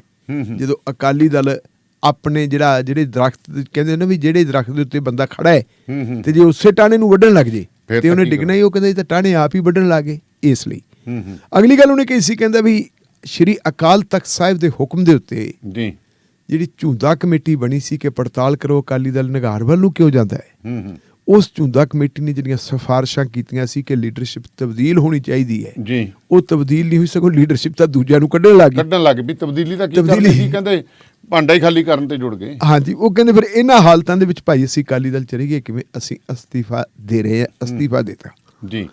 ਦਾਨੇਲੀਆ ਸਾਹਿਬ ਉਦੋਂ ਹੀ ਇਹ ਜਿਹੜੇ ਕੜਸੋਆਂ ਮਿਲਣੀਆਂ ਸ਼ੁਰੂ ਹੋ ਗਈਆਂ ਸੀ ਕਿ ਇਹ ਭਾਰਤੀ ਜਨਤਾ ਪਾਰਟੀ ਜਾਣਗੇ। ਜੀ, ਮੇਰਾ ਖਿਆਲ ਹੈ ਅਕਾਲੀ ਦਲ ਵਾਲੇ ਜਿਹੜੇ ਉਹਨਾਂ ਦੇ ਵਿਰੋਧੀ ਉਹਨਾਂ ਨੇ ਖੁਸ਼ੀ ਮਨਾਈ ਹੋਣੀ ਆ ਵੀ ਚਲੋ ਇੱਕ ਬੰਦਾ ਤਾਂ ਲੈ ਗਿਆ ਮਗਰੋਂ, ਪਰ ਉਹਨਾਂ ਨੂੰ ਇਹ ਨਹੀਂ ਪਤਾ ਸੀ ਕਿ ਜਾਂਦਾ ਜਾਂਦਾ ਨੁਕਸਾਨ ਹੋਰ ਵੀ ਕਰ ਜੂਗਾ। ਨਹੀਂ, ਨਾਲੇ ਗੱਲ ਇਹ ਆ ਵੀ ਪਹਿਲਾਂ ਹੀ ਤੁਹਾਡੇ ਪੱਲੇ ਕੁਛ ਹੈ ਨਹੀਂ, ਛਾਬੇ ਤਾਂ ਰੋਟੀਆਂ ਹੀ ਪਹਿਲਾਂ 2 ਹੈ। ਚਲੋ ਜੇ ਉਹ ਦੋ ਰੋਟੀਆਂ ਦੇ ਵਿੱਚੋਂ ਵੀ ਜੇ ਕੋਈ ਮਾੜਾ ਮੋਟਾ ਛਾਬੇ ਦੇ ਵਿੱਚੋਂ ਜੇ ਉਹ ਛਾਬੇ ਦੀਆਂ ਉਹ ਕੀੜੀਆਂ ਲੱਗ ਜਾਣ ਤਾਂ ਗੱਲ ਕੀ ਹੈ।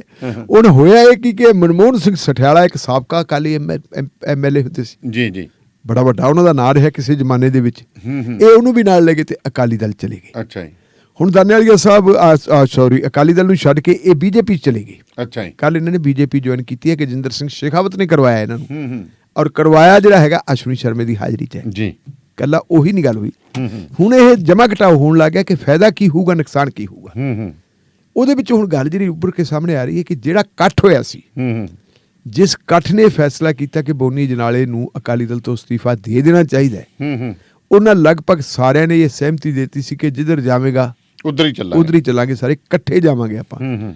ਮਾਝੇ ਦੇ ਵਿੱਚ ਭਾਰਤੀ ਜਨਤਾ ਪਾਰਟੀ ਵਾਸਤੇ ਇਹ ਸਮਝ ਲਓ ਵੀ ਇੱਕ ਚੰਗਾ ਮੌਕਾ ਹੈ। ਇੱਕ ਉਹ ਬੰਦਾ ਜਿਹਦੇ ਬਾਪ ਦਾ ਵੀ ਬੜਾ ਤਜਰਬਾ ਹੈ, ਜਿਹਦੇ ਬਾਪ ਪਾਰਲੀਮੈਂਟ ਦੇ ਮੈਂਬਰ ਵੀ ਰਹੇ ਹੈ, ਵਜ਼ੀਰ ਵੀ ਰਹੇ ਹੈ, MLA ਤੱਕ ਸ਼ਾਇਦ ਉਹ ਕਈ ਵਾਰੀ ਰਹੇ ਹੈ, ਔਰ ਬੋਨੀ ਅਜਨਾਲਾ ਵੀ 2 ਵਾਰੀ MLA ਰਿਹਾ ਲਗਾਤਾਰ, ਬਿਲਕੁਲ 2007 ਤੋਂ ਲੈ ਕੇ 17 ਤੱਕ। ਨਾਲੇ ਢਿੱਲੋਂ ਸਾਹਿਬ ਜਿੱਥੋਂ ਦੇ ਅਜਨਾਲਾ ਤੇ ਉਤਲੇ ਪਾਸੇ ਹੈ ਨਾ BJP, ਤਾਂ ਦੇਖੋ ਸਿੱਧੀ ਗੱਲ ਅੰਮ੍ਰਿਤਸਰ ਤੋਂ ਬਾਹਰ ਤੇ ਉਦੋਂ ਬਾਅਦ ਸਿੱਧੀ ਪਠਾਨਕੋਟ ਵਿਚਾਲੜਾ ਹਿੱਸਾ ਹੈ ਨਹੀਂ, ਇਹ ਵਿਚਾਲੜਾ ਬ੍ਰਿਜ ਕਰੂਗਾ ਉਸ ਚੀਜ਼ ਨੂੰ।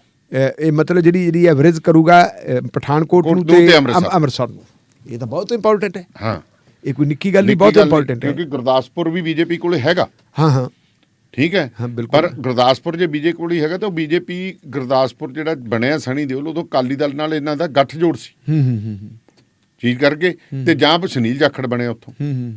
ਹੁਣ ਉਹ ਜਿਹੜਾ BJP ਸੀ ਤਾਂ ਗੜ੍ਹ ਤਾਂ ਆਪਾਂ ਮੰਨਦੇ ਆ ਨਾ ਪਠਾਨਕੋਟ ਨੂੰ, ਪਰ ਅਗਲੀ ਗੱਲ ਜਿਹੜੀ ਆ, ਤੁਸੀਂ ਸੁਨੀਲ ਜਾਖੜ ਦਾ ਨਾਂ ਲੈਤਾ, ਜੋ ਕਹਿੰਦੇ ਵੀ ਜਮਾ ਘਟਾਓ ਹੋ ਰਿਹਾ BJP ਦੇ ਖਾਤੇ 'ਚ, ਉਹ ਵੀ ਇਹ ਸੋਚਦੇ ਆ ਕਿ ਸਨੀ ਦਿਓਲ ਨੇ ਉੱਥੇ ਜਿਹੜੀ ਹੈਗੀ ਆ BJP ਦੀ ਜਿਹੜੀ ਸ਼ਾਖ ਹੈ ਉਹਨੂੰ ਠੇਸ ਲਾਈ ਹੈ। ਸਨੀ ਦਿਓਲ ਨੇ ਪ੍ਰੋਪਰ ਉਹਦੇ ਵੱਲ ਧਿਆਨ ਨਹੀਂ ਦਿੱਤਾ, ਔਰ ਉਹਦਾ ਨਤੀਜਾ ਇਹ ਹੈ ਕਿ ਸਨੀ ਦਿਓਲ ਨੂੰ ਸ਼ਾਇਦ ਟਿਕਟ ਮਿਲੇ, ਤੇ ਜਿਹੜਾ ਨਾਂ ਉੱਥੇ ਵਿਚਾਰਿਆ ਜਾ ਰਿਹਾ ਕਿ ਟਿਕਟ ਕਿਹਨੂੰ ਮਿਲੇ, ਤੇ ਉਹ ਸੁਨੀਲ ਜਾਖੜ ਦਾ ਨਾਂ ਹੀ ਵਿਚਾਰਿਆ ਜਾ ਰਿਹਾ। ਤੇ ਸੁਨੀਲ ਜਾਖੜ ਦਾ ਇਹ ਬਿਆਨ ਵੀ ਦਾਨੇਵਾਲੀਆ ਸਾਹਿਬ ਮਹੱਤਵਪੂਰਨ ਹੈ, ਬਾਰਡਰ ਦੇ ਏਰੀਏ ਵਾਸਤੇ ਉਹ ਬਹੁਤ ਮਹੱਤਵਪੂਰਨ ਬਿਆਨ ਹੈ, ਜਦੋਂ ਕਹਿੰਦੇ ਆ ਕਿ ਮਾਨਵਤਾ ਦੇ ਆਧਾਰ ਦੇ ਉੱਤੇ ਪਾਕਿਸਤਾਨ ਦੀ ਮਦਦ ਕਰਨੀ ਚਾਹੀਦੀ ਹੈ। ਜੀ ਜੀ ਜੀ, ਕਿਉਂਕਿ ਜੇ ਪਾਕਿਸਤਾਨ ਦੀ ਮਦਦ ਕਰਦੇ ਆਪਾਂ ਤਾਂ ਫਿਰ ਬਾਰਡਰ ਖੁੱਲ੍ਹਣ ਦੇ ਚਾਂਸਸ ਬਣਦੇ ਨੇ, ਤੇ ਜੇ ਬਾਰਡਰ ਖੁੱਲਦਾ ਹੈ ਤੇ ਫਿਰ ਤੁਸੀਂ ਦੇਖੋ ਫਿਰ ਇਹ ਜਿਹੜਾ ਬਾਰਡਰ ਦਾ ਏਰੀਆ ਹੈ ਇਹਦੀ ਡਿਵੈਲਪਮੈਂਟ ਕਿਵੇਂ ਹੁੰਦੀ ਹੈ ਜੀ। ਇਹ ਤੁਹਾਡਾ ਲੈ ਕੇ ਵਾਘੇ ਤੋਂ ਅਟਾਰੀ ਤੋਂ ਲੈ ਕੇ ਅੰਮ੍ਰਿਤਸਰ ਤੱਕ, ਤੇ ਦੂਜੇ ਪਾਸੇ ਜਿੱਥੇ ਜਿੱਥੇ ਵੀ ਬਾਰਡਰ ਲੱਗਦਾ ਇਹ ਤਾਂ ਫਿਰ ਸਾਰੇ ਥੋੜੇ ਵੱਡੇ ਵੱਡੇ ਬਣ ਜਾਣਗੇ, ਇੱਥੇ ਗੋਦਾਮ ਬਣ ਜਾਣਗੇ, ਬਿਲਕੁਲ ਜਿੱਥੇ ਲੋਕ ਲਿਆ ਕੇ ਆਪਣੀਆਂ ਫਸਲਾਂ ਨੂੰ ਜਿਹੜਾ ਡੰਪ ਕਰਿਆ ਕਰਨਗੇ, ਤੇ ਟਰੱਕਾਂ ਦੇ ਜ਼ਰੀਏ ਫਿਰ ਉਧਰ ਨੂੰ ਜਾਊਗਾ। ਉਹ ਇਸ ਹਿਸਾਬ ਦੇ ਨਾਲ ਮੇਰੇ ਖਿਆਲ ਮੁਤਾਬਕ ਹੈ ਵੀ ਜਿਹੜਾ ਸੁਨੀਲ ਜਾਖੜ ਦਾ ਨਾਂ ਸੋਚਿਆ ਜਾ ਰਿਹਾ ਹੈ, ਔਰ ਉਹਦੇ ਵਾਸਤੇ ਕਾਫੀ ਲਾਹੇਵੰਦ ਸਾਬਤ ਹੋ ਸਕਦੀ ਹੈ ਬੋਨੀ ਅਜਨਾਲਾ ਐਂਡ ਕੰਪਨੀ। ਸੋ ਦੇਖਦੇ ਹਾਂ, ਨੌਜਵਾਨ ਵੀ ਹੈ, ਹੋਰ ਵੀ ਦੇਖਦੇ ਹਾਂ ਸਾਰਾ ਕੁਛ ਵਪਾਰਕ ਸਨੇਹ ਦੇ ਲਈਏ ਜੀ, ਤੇ ਫਿਰ ਹਾਜ਼ਰ ਹੁੰਦੇ ਹਾਂ। ਸੋ ਜੁੜੇ ਰਹੋ ਰੇਡੀਓ ਪੰਜਾਬ ਟੂਡੇ ਦੇ ਨਾਲ, ਤੇ ਜੇਕਰ ਤੁਸੀਂ ਵੀ ਕੋਈ ਐਡਵਰਟੀਜ਼ਮੈਂਟ ਰੇਡੀਓ ਪੰਜਾਬ ਟੂਡੇ ਨਾਲ ਕਰਨਾ ਚਾਹੁੰਦੇ ਹੋ ਤਾਂ ਤੁਹਾਡਾ ਨਿੱਘਾ ਸਵਾਗਤ ਹੈ। ਇਸ ਦੇ ਲਈ ਤੁਸੀਂ 97-801 48748 ਦੇ ਉੱਤੇ ਸਾਡੇ ਨਾਲ ਸੰਪਰਕ ਕਰ ਸਕਦੇ ਹੋ। ਬੜੇ ਰੀਜ਼ਨੇਬਲ ਪ੍ਰਾਈਸ ਨੇ ਜੀ, ਤੇ ਇਹਦੇ ਲਈ ਤੁਸੀਂ ਬੇਝਿਜਕ ਹੋ ਕੇ ਸਾਡੇ ਨਾਲ ਕਾਲ ਕਰੋ। ਭੈਣ ਜੀ, ਵਿਆਹ ਲਈ ਕੱਪੜਿਆਂ ਦੀ ਤੇ ਸ਼ਾਪਿੰਗ ਹੋ ਗਈ ਲਾਜਵਾਬ, ਪਰ ਜੁਐਲਰੀ ਕਿੱਥੋਂ ਲੈਣੀ ਹੈ? ਫਿਕਰ ਨਾ ਕਰੋ, ਜਿੱਥੇ ਲੋਕ ਸੂਟ ਦੇਖਦੇ ਰਹਿ ਜਾਣਗੇ ਉੱਥੇ ਗਹਿਣੇ ਦੇ ਡਿਜ਼ਾਈਨ ਦੀ ਵੀ ਤਾਰੀਫ ਕੀਤੇ ਬਿਨਾ ਰਹਿਣਗੇ ਨਹੀਂ, ਕਿਉਂਕਿ AC ਜੁਐਲਰਸ ਕੈਂਟ ਵਾਲਿਆਂ ਦੇ ਕੋਲ ਹੈ 22 ਕੈਰਟ ਦੇ ਸੋਨੇ ਦੇ ਗਹਿਣੇ, ਔਰਤਾਂ ਮਰਦਾਂ ਬੱਚਿਆਂ ਦੇ ਵੰਨ-ਸਵੰਨੇ ਗਹਿਣਿਆਂ ਦੀ ਬੇਸ਼ੁਮਾਰ ਤੇ ਲੇਟੈਸਟ ਵੈਰਾਈਟੀ। ਇਹਨਾਂ ਦੇ ਸ਼ੋਰੂਮ 'ਚ ਸੋਨੇ, ਚਾਂਦੀ, ਹੀਰਿਆਂ ਦੇ ਗਹਿਣੇ ਭਰੇ ਰਹਿੰਦੇ ਨੇ, ਜਿੱਥੇ ਹੈ ਕੁੰਦਨ ਸੈੱਟ, ਜੜਾਊ ਸੈੱਟ, ਪੋਲਕੀ ਸੈੱਟ, ਹੀਰੇ ਜੜੇ set, light weight necklace, chain, chain, ਕੜੇ, ਚੂੜੀਆਂ, ਨਗਾਂ ਵਾਲੀਆਂ ਸੋਹਣੀਆਂ ਮੁੰਦਰੀਆਂ, ਝੁਮਕੇ ਵਾਲੀਆਂ ਤੇ ਹੋਰ ਬਥੇਰਾ ਕੁਝ।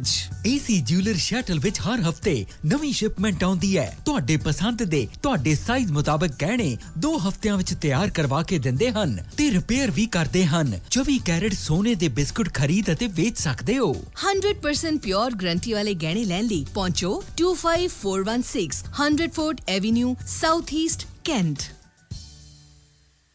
ਓਏ ਮੇਰੇ ਵੀਰ, ਮੈਨੂੰ ਬਸ ਇੱਕ ਗੱਲ ਦੱਸ ਦੇ ਵੀ ਆ ਜਿਹੜੀ ਤੂੰ ਟਰੈਵਲਿੰਗ ਕਰਦਾ ਤੇ ਉਹਦੇ ਤੋਂ ਬਾਅਦ ਫਰੈਸ਼ ਰਹਿਣਾ, ਇਹਦਾ ਰਾਜ਼ ਕੀ ਹੈ? ਇਹਦਾ ਰਾਜ਼ ਹੈ Arlington fuel stop. Arlington fuel stop 1801 pioneer street highway exit 208 ਤੇ, ਜਿੱਥੇ ਤੁਹਾਨੂੰ ਫ੍ਰੀ ਕਾਫੀ, free fax service, free truck parking, ਰੋਟੀ, ਠੇਕਾ, ਲਾਂਡਰੀ, ਸ਼ਾਵਰ ਤੇ ਟਰੱਕਾਂ ਦਾ ਹੋਰ ਵੀ ਸਾਮਾਨ ਆਸਾਨੀ ਨਾਲ ਮਿਲੇਗਾ। ਹੁਣੇ ਕਾਲ ਕਰੋ 360 652 6066 ਯਾਨੀ 360652 6066। ਇਹ 2 ਲੋਕੇਸ਼ਨਾਂ ਤੋਂ ਸੇਵਾਵਾਂ ਪ੍ਰਦਾਨ ਕਰਦੇ ਨੇ। Second location Lost Hill travel centre 14814 ਐਲੋਮ street, Lost Hills. Phone number 661 797 2354। ਵਿਦੇਸ਼ਾਂ 'ਚ ਵਸਣ ਵਾਲੇ ਪੰਜਾਬੀਆਂ ਦੇ ਲਈ ਸੁਨਹਿਰੀ ਮੌਕਾ ਲੈ ਕੇ ਆਈ ਆ ਪੰਜਾਬ ਦੀ ਬਹੁਤ ਹੀ ਵੱਡੀ real estate company DH real estate. ਬਹੁਤ ਹੀ ਨਾਮਵਰ ਕੰਪਨੀ ਤੁਹਾਨੂੰ ਮੌਕਾ ਪ੍ਰਦਾਨ ਕਰਦੀ ਹੈ ਕਿ ਬਿਨਾਂ ਪੰਜਾਬ ਗਏ ਤੁਸੀਂ ਹੁਣ ਆਪਣੀ ਜ਼ਮੀਨ ਵੇਚ ਸਕੋਗੇ ਜਾਂ ਫਿਰ ਆਪਣੀ ਪਸੰਦੀ ਦੀ ਜ਼ਮੀਨ ਖਰੀਦ ਸਕੋਗੇ। ਕਿਸੇ ਵੀ ਤਰ੍ਹਾਂ ਦੀ ਕੋਠੀ, ਫਲੈਟ, ਪਲਾਟ ਜਾਂ ਫਿਰ ਕਮਰਸ਼ੀਅਲ ਜਾਂ ਐਗਰੀਕਲਚਰ ਲੈਂਡ ਲੈਣੀ ਹੋਵੇ ਤਾਂ DH ਰੀਅਲ ਅਸਟੇਟ ਨਾਲ ਸੰਪਰਕ ਕਰੋ। ਤੁਹਾਨੂੰ ਪੰਜਾਬ ਜਾਣ ਦੀ ਲੋੜ ਨਹੀਂ, ਸੌਦਾ ਬੈਠੇ ਬਿਠਾਏ ਇੱਥੇ ਹੀ ਕਰਾ ਕੇ ਤੇ ਇੱਥੇ ਹੀ ਪੈਸੇ ਪਹੁੰਚਦੇ ਕਰ ਦਿੰਦੇ ਨੇ। ਨੰਬਰ ਹੈ DH ਰੀਅਲ ਅਸਟੇਟ ਦਾ 98775 0758 ਪਲੱਸ 91 ਇੰਡੀਆ ਦਾ ਕੋਡ ਲਾਉਣਾ। WhatsApp ਤੇ ਜਾਂ ਫਿਰ ਡਾਇਰੈਕਟ ਕਾਲ ਕਰ ਲੈਣੀ ਹੈ 98775 0758 DH ਰੀਅਲ ਅਸਟੇਟ। ਇਹਨਾਂ ਦਾ ਸਲੋਗਨ ਹੈ ਪੰਜਾਬ ਵਿੱਚ ਬੇਫਿਕਰੇ ਹੋ ਕੇ ਹੁਣ ਖਰੀਦੋ ਜ਼ਮੀਨ, ਪਲਾਟ, ਕੋਠੀ ਜਾਂ ਫਿਰ ਫਲੈਟ। ਟਰੱਕਿੰਗ ਵਾਲੇ ਵੀਰੋ ਧਿਆਨ ਨਾਲ ਸੁਣੋ। ਟਰੱਕ ਜਿੱਦਾਂ ਦਾ ਵੀ ਚਲਾਉਂਦੇ ਹੋ, ਮੈਨੂਅਲ ਜਾਂ ਆਟੋਮੈਟਿਕ, ਕੁਇਕ ਟਰੱਕ ਲਿਊਬ ਚੇਤੇ ਆਹੀ ਨਾ ਰੱਖਿਓ। ਟਰੱਕ ਦੀ ਵਧੀਆ ਸਰਵਿਸ ਲਈ ਕੁਇਕ ਟਰੱਕ ਲਿਊਬ। ਲਓ ਜੀ, ਤੀਜੀ ਲੋਕੇਸ਼ਨ ਵੀ ਖੋਲਤੀ ਆ, ਐਗਜ਼ਿਟ 579 ਫਰਮ ਹਾਈਵੇ 401 ਇਨ ਨਾਪਨੀ। ਆਹੋ ਜੀ, ਕੋਈ ਅਪਾਇੰਟਮੈਂਟ ਨਹੀਂ, drive through facility. Exit 579 firm highway 401 in ਨਾਪਨੀ। Quick truck lube, the one stop shop। 5196220660 ਜਾਂ quicktruckliube.com। QTL, because we care। State line truck and trailer Virginia state line ਤੇ ਲੈ ਕੇ ਆਏ ਨੇ truck and trailer repair shop. Interstate 81 ਦੇ exit 323 opposite flying ਜੇ truck shop, ਜਿੱਥੇ ਟਰੱਕਾਂ ਦੀ ਹਰ ਤਰ੍ਹਾਂ ਦੀ ਤਸੱਲੀ ਬਖਸ਼ ਮੁਰੰਮਤ ਕੀਤੀ ਜਾਂਦੀ ਹੈ। ਇਸ ਦੇ ਨਾਲ ਹੀ ਪਾਰਕਿੰਗ ਤੇ ਆਫਿਸ ਸਪੇਸ ਵੀ ਹੈ ਉਪਲਬਧ।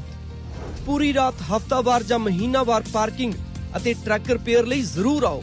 ਵਧੇਰੇ ਜਾਣਕਾਰੀ ਲਈ ਸੰਪਰਕ ਕਰੋ 6812600050। ਸੋ ਪ੍ਰੋਗਰਾਮ ਸ਼ਮਾਦਾਨ ਦੇ ਵਿੱਚ ਤੁਹਾਡਾ ਮੁੜ ਤੋਂ ਸਵਾਗਤ ਹੈ ਤੇ ਮੇਰੇ ਨਾਲ ਨੇ ਸਰਦਾਰ ਬਖਤੌਰ ਸਿੰਘ ਢਿੱਲੋਂ ਹੋਰੀ ਤੇ ਢਿੱਲੋਂ ਸਾਹਿਬ। ਹੁਣ ਕਰੀਏ ਲਤੀਫਪੁਰਾ ਮੋਰਚੇ ਦੇ ਆਗੂ ਦੀ ਗੱਲ। ਕਹਿੰਦੇ ਪੁਲਿਸ ਨੇ ਚੱਕ ਲਿਆ ਜੀ, ਉਹਨਾਂ ਨੂੰ ਗ੍ਰਿਫਤਾਰ ਕਰ ਲਿਆ। ਬਿਲਕੁਲ ਜੀ, ਕਸ਼ਮੀਰ ਸਿੰਘ ਘੁੱਗਸ਼ੋਰ ਇਹ ਪੇਂਡੂ ਮਜ਼ਦੂਰ ਯੂਨੀਅਨ ਦੇ ਆਗੂ ਹੈ ਜੀ। ਔਰ ਲਤੀਫਪੁਰਾ ਮੋਰਚਾ ਜਿਹੜਾ ਉਹਦੇ ਵਿੱਚ ਇਹਨਾਂ ਦੀ ਬਹੁਤ ਵੱਡੀ ਭੂਮਿਕਾ ਹੈ। ਜੇ ਆਪਾਂ ਕਹਿ ਦਈਏ ਵੀ ਉਸ ਮੋਰਚੇ ਦੀ ਜਿੰਦ ਜਾਨ ਜਾਂ ਆਰਗੇਨਾਈਜ਼ਰ ਜੀ ਕਸ਼ਮੀਰ ਸਿੰਘ ਘੁੱਗਸ਼ੋਰ ਹੈ ਤਾਂ ਇਹ ਕੋਈ ਅਤਕਥਨੀ ਨਹੀਂ। ਕੱਲ ਮੋਗੇ ਦੇ ਵਿੱਚ ਪੰਜਾਬ ਦੀਆਂ ਜਿਹੜੀਆਂ ਮਜ਼ਦੂਰ ਯੂਨੀਅਨ ਹੈ ਉਹਨਾਂ ਦੀ ਇੱਕ ਮੀਟਿੰਗ ਹੋ ਰਹੀ ਸੀ ਜੀ। ਉਸ ਮੀਟਿੰਗ ਦਾ ਕਾਰਨ ਸ਼ਾਇਦ ਇਹ ਹੈ, ਜਿਹੜਾ ਪਿਛਲੇ ਦਿਨਾਂ 'ਚ ਆਪਾਂ ਨੂੰ ਪਤਾ ਲੱਗਿਆ ਸੀ ਕਿ ਤੁਹਾਡੇ ਯਾਦ ਹੋਣਾ ਹੈ ਮਹੀਨਾ ਡੇਢ ਕੁ ਮਹੀਨਾ ਪਹਿਲਾਂ ਜੀ ਪੇਂਡੂ ਮਜ਼ਦੂਰ ਯੂਨੀਅਨਾਂ ਦਾ ਇੱਕ ਵੱਡਾ ਇਕੱਠ ਹੋਇਆ ਸੀ ਸੰਗਰੂਰ 'ਚ ਜੀ। ਔਰ ਉਹ ਮੁੱਖ ਮੰਤਰੀ ਭਗਵੰਤ ਮਾਨ ਹੋਰਾਂ ਦੀ ਜਿਹੜੀ ਰਿਹਾਇਸ਼ ਹੈ ਸੰਗਰੂਰ ਵਾਲੀ, ਉਧਰ ਵੱਲ ਨੂੰ ਮਾਰਚ ਕਰ ਰਹੇ ਸੀ ਜੀ। ਤੇ ਉੱਥੇ ਫਿਰ ਉਹਨਾਂ ਦੇ ਉੱਤੇ ਇੱਕ ਲਾਠੀ ਚਾਰਜ ਹੋਇਆ ਸੀ, ਲਹੂ ਲੁਹਾਨ ਹੋਏ ਸੀ ਮਜ਼ਦੂਰ। ਤੇ ਉਹ ਮੋਰਚਾ ਬੜਾ ਮਜ਼ਬੂਤ ਸੀ ਜੀ। ਅਲਟੀਮੇਟਲੀ ਫਿਰ ਉਹਦਾ ਹੱਲ ਇਹ ਕੱਢਿਆ ਸੀ ਕਿ ਪ੍ਰਸ਼ਾਸਨਿਕ ਅਧਿਕਾਰੀਆਂ ਨੇ ਲਿਖਤੀ ਰੂਪ ਦੇ ਵਿੱਚ ਉਹਨਾਂ ਦੀ ਮੀਟਿੰਗ ਤੈਅ ਕਰਵਾਤੀ ਸੀ ਪੰਜਾਬ ਦੇ ਮੁੱਖ ਮੰਤਰੀ ਨਾਲ ਜੀ ਕਿ ਜਿਹੜੀਆਂ ਤੁਹਾਡੀਆਂ ਮੰਗਾਂ ਬਾਰੇ ਵਿਚਾਰ ਵਟਾਂਦਰਾ ਕਰਨ ਵਾਸਤੇ ਤੁਹਾਡੀ ਮੀਟਿੰਗ ਅਸੀਂ ਮੁੱਖ ਮੰਤਰੀ ਸਾਹਿਬ ਨਾਲ ਰਖਾ ਦੇਣੀ ਜੀ ਤੇ ਉਹਦੇ ਵਿੱਚ ਜਿਹੜਾ ਫੈਸਲਾ ਹੋਊਗਾ ਠੀਕ ਹੈ। ਡਿਮਾਂਡ ਵੀ ਉਹਨਾਂ ਦੀ ਇਹੋ ਹੀ ਸੀ ਕਿ ਮੁੱਖ ਮੰਤਰੀ ਨਾਲ ਸਾਡੀ ਗੱਲ ਕਰਾ ਦਿਓ, ਅਸੀਂ ਆਰਗੂ ਕਰਾਂਗੇ ਜੀ। ਸਾਡੀਆਂ ਦਲੀਲਾਂ 'ਚ ਦਮ ਹੋਇਆ, ਮੁੱਖ ਮੰਤਰੀ ਸਾਹਿਬ ਸਾਡੀ ਗੱਲ ਮੰਨ ਲੈਣਗੇ ਤੇ ਜੇ ਨਾ ਹੋਇਆ ਤਾਂ ਸਾਨੂੰ ਮਨਾ ਲੈਣਗੇ ਕਿ ਭਾਈ ਇਹ ਗੱਲ ਨਹੀਂ ਹੋ ਸਕਦੀ। ਉਹ ਦਾਨੇਵਾਲੀਆ ਸਾਹਿਬ ਜਿਹੜਾ ਹੈਗਾ ਉਹਨਾਂ ਨੇ ਇੱਕ ਦੋ ਵਾਰੀ ਟਰਾਈ ਕੀਤੀ ਹੈ, ਲੇਕਿਨ ਮੁੱਖ ਮੰਤਰੀ ਦੀ ਜਗ੍ਹਾ ਤੇ ਆਮ ਤੌਰ 'ਤੇ ਅਧਿਕਾਰੀ ਜਾਂ ਕਿਸੇ ਨੂੰ ਕਹਿੰਦਾ, ਜ਼ਿਆਦਾਤਰ ਉਹ ਮੀਟਿੰਗਾਂ ਕੈਂਸਲ ਹੀ ਹੋਈਆਂ, ਮੀਟਿੰਗ ਅੱਜ ਤੱਕ ਨਹੀਂ ਹੋਈ। ਇਹਦੇ ਵਾਸਤੇ ਵਿਚਾਰ ਵਟਾਂਦਰਾ ਕਰਨ ਦੇ ਲਈ ਮੋਗੇ 'ਚ ਕੱਲ੍ਹ ਉਹਨਾਂ ਦੀ ਇੱਕ ਮੀਟਿੰਗ ਸੀ ਜੀ ਜੀ ਕਿ ਅੱਗੇ ਵੀ ਆਪਾਂ ਕੀ ਕੁਛ ਕਰਨਾ ਹੈ, ਆਪਾਂ ਇਸ ਲਿਹਾਜ਼ ਨਾਲ ਇਹਦੇ ਉੱਤੇ ਕੁਛ ਨਾ ਕੁਛ ਕਰੀਏ। ਤੇ ਉਹ ਮੀਟਿੰਗ ਦੇ ਵਿੱਚ ਵਿਚਾਰ ਵਟਾਂਦਰਾ ਕਰਨ ਤੋਂ ਬਾਅਦ ਘੁੱਗ ਸ਼ੋਰ ਨੇ ਫਿਰ ਆਪਣੇ ਇੱਕ ਹੋਰ ਲੀਡਰ ਜਿਹਦਾ ਨਾਮ ਤਰਸੇਮ ਪੀਟਰ ਹੈ, ਉਹਨੂੰ ਟੈਲੀਫੋਨ ਤੇ ਦੱਸਿਆ ਕਿ ਮੀਟਿੰਗ ਖਤਮ ਹੋ ਗਈ ਹੈ ਜੀ। 7 ਵਜੇ ਉਹਨੇ ਟੈਲੀਫੋਨ ਕੀਤਾ ਤੇ ਮੈਂ ਮੋਗੇ ਤੋਂ ਵਾਪਸ ਆ ਰਿਹਾ ਜਲੰਧਰ ਨੂੰ ਜੀ। ਪਰ ਜਿਹੜੇ ਹੈਗੇ ਤਰਸੇਮ ਪੀਟਰ ਕਹਿੰਦੇ ਆ ਵੀ ਰਾਤ ਨੂੰ 9 ਵਜੇ ਜੀ ਮੈਨੂੰ ਕਹਿੰਦੇ ਇਹ ਇਨਫੋਰਮੇਸ਼ਨ ਮਿਲੀ ਕਿ ਘੁੱਗ ਸ਼ੋਰ ਨੂੰ ਤਾਂ ਗ੍ਰਿਫਤਾਰ ਕਰ ਲਿਆ। ਤੇ ਗ੍ਰਿਫਤਾਰ ਕੀਤਾ ਕੀ ਨੇ? ਜੀ ਜਲੰਧਰ ਦੀ ਪੁਲਿਸ ਨੇ। ਹੁਣ ਜਲੰਧਰ ਦੀ ਪੁਲਿਸ ਨੇ ਕਿਉਂ ਕੀਤਾ ਗ੍ਰਿਫਤਾਰ? ਜੀ ਕਹਿੰਦੇ ਆ ਕੋਈ ਪੁਰਾਣਾ ਕੇਸ ਸੀ, ਪੁਰਾਣੇ ਕੇਸ ਦੇ ਵਿੱਚ ਉਹਨਾਂ ਦੀ ਲੋੜ ਸੀ ਤੇ ਉਹ ਜਿਹੜੀ ਹੈਗੀ ਹੈ ਉਸ ਕੇਸ ਦੇ ਵਿੱਚ ਉਹਨਾਂ ਦੀ ਜਿਹੜੀ ਹੈਗੀ ਹੈ ਡਿਟੈਂਸ਼ਨ ਹੋਈ ਹੈ ਜਾਂ ਉਹਨਾਂ ਦੀ ਗ੍ਰਿਫਤਾਰੀ ਹੋਈ ਹੈ। ਉਹਨਾਂ ਨੇ ਇਹ ਗੱਲ ਕਹੀ ਹੈ। ਹੁਣ ਕੀ ਇਹੀ ਕਾਰਨ ਹੈ ਕਿ ਕੋਈ ਹੋਰ ਹੈ?